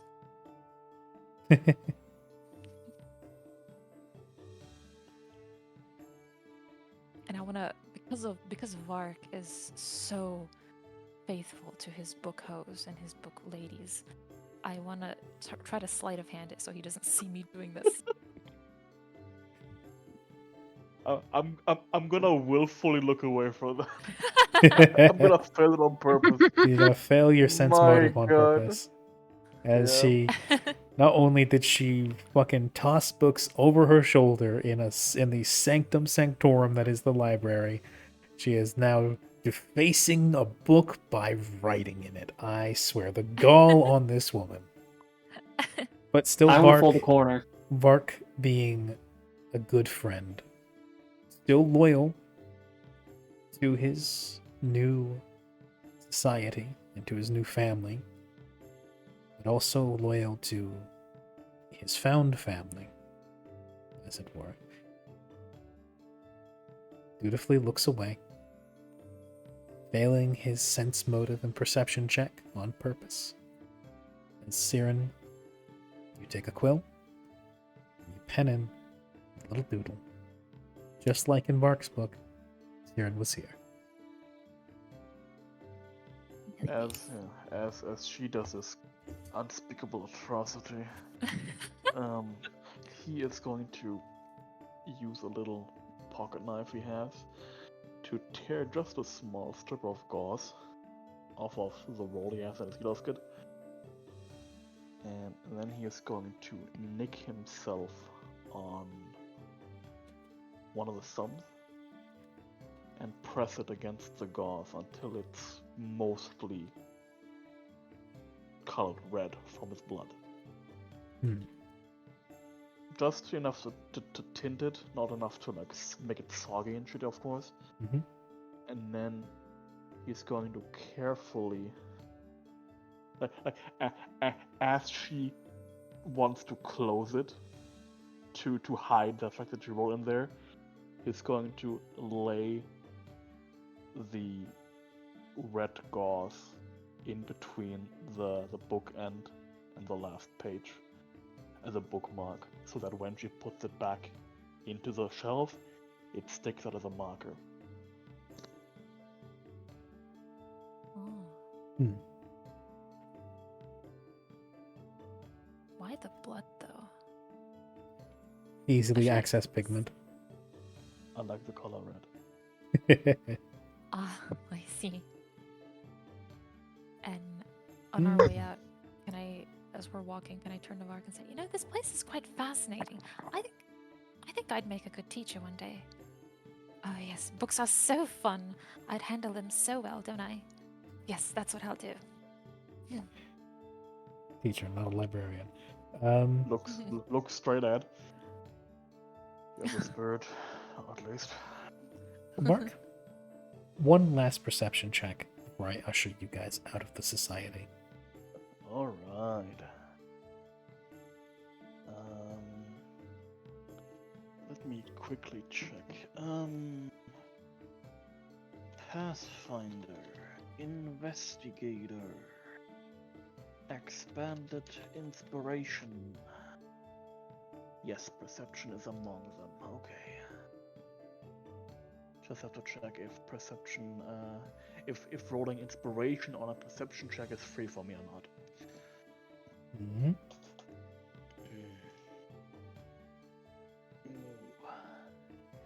He's not a good roll. Let's see here. 23.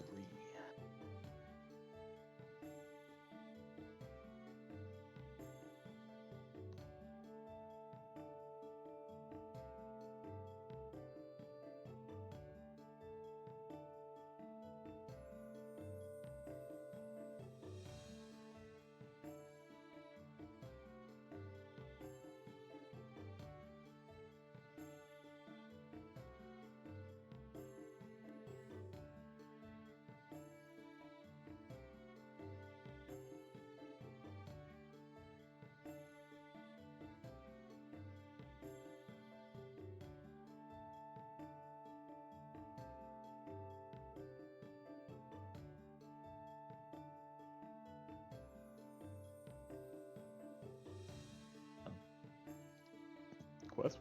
Mm-hmm. I was distracted Okay. for a moment. Make something No about problem. green boots. 23. 23. 23 it is. As you slip a bit of now red-stained gauze into the book, you slowly close it, and Siren goes on to speak on her aspirations of possibly one day being a teacher. You catch a double take. As you look at the gauze, and you notice you could swear that the shade of red of your blood is grown a bit brighter.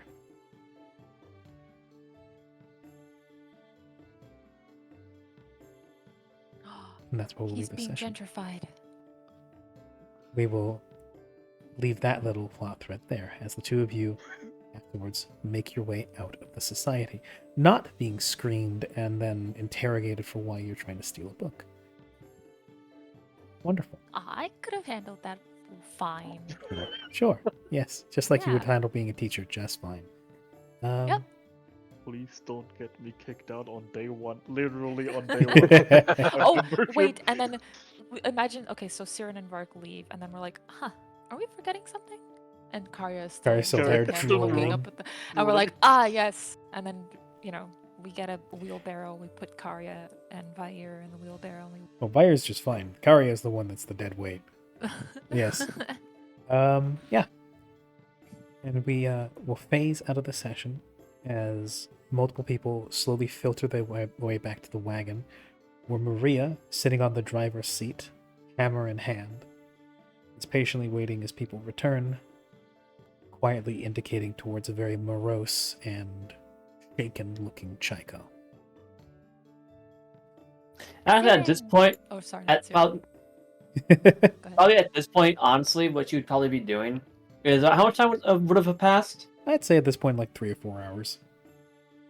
She's probably on the one of the bench inside, Mhm.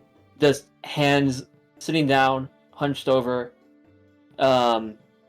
actually doing the Shinji chair thing. Oh, Deep depressed contemplation, I see. Well then, that's At that point, yeah, honestly, that's probably what she'd be doing. that's a wonderful note to end on, oh. as I need to go get some sleep. Thank you guys very much for playing, and I'm very sorry that we haven't been able to pay much attention to certain individuals. Thankfully now, the party is starting to reconvene. Yeah. Yes. Yeah. That was good. As after enjoying a lovely lasagna with what do you call it? With Santiago, they would part on good terms. It's a very beat up looking Flick would return to the wagon.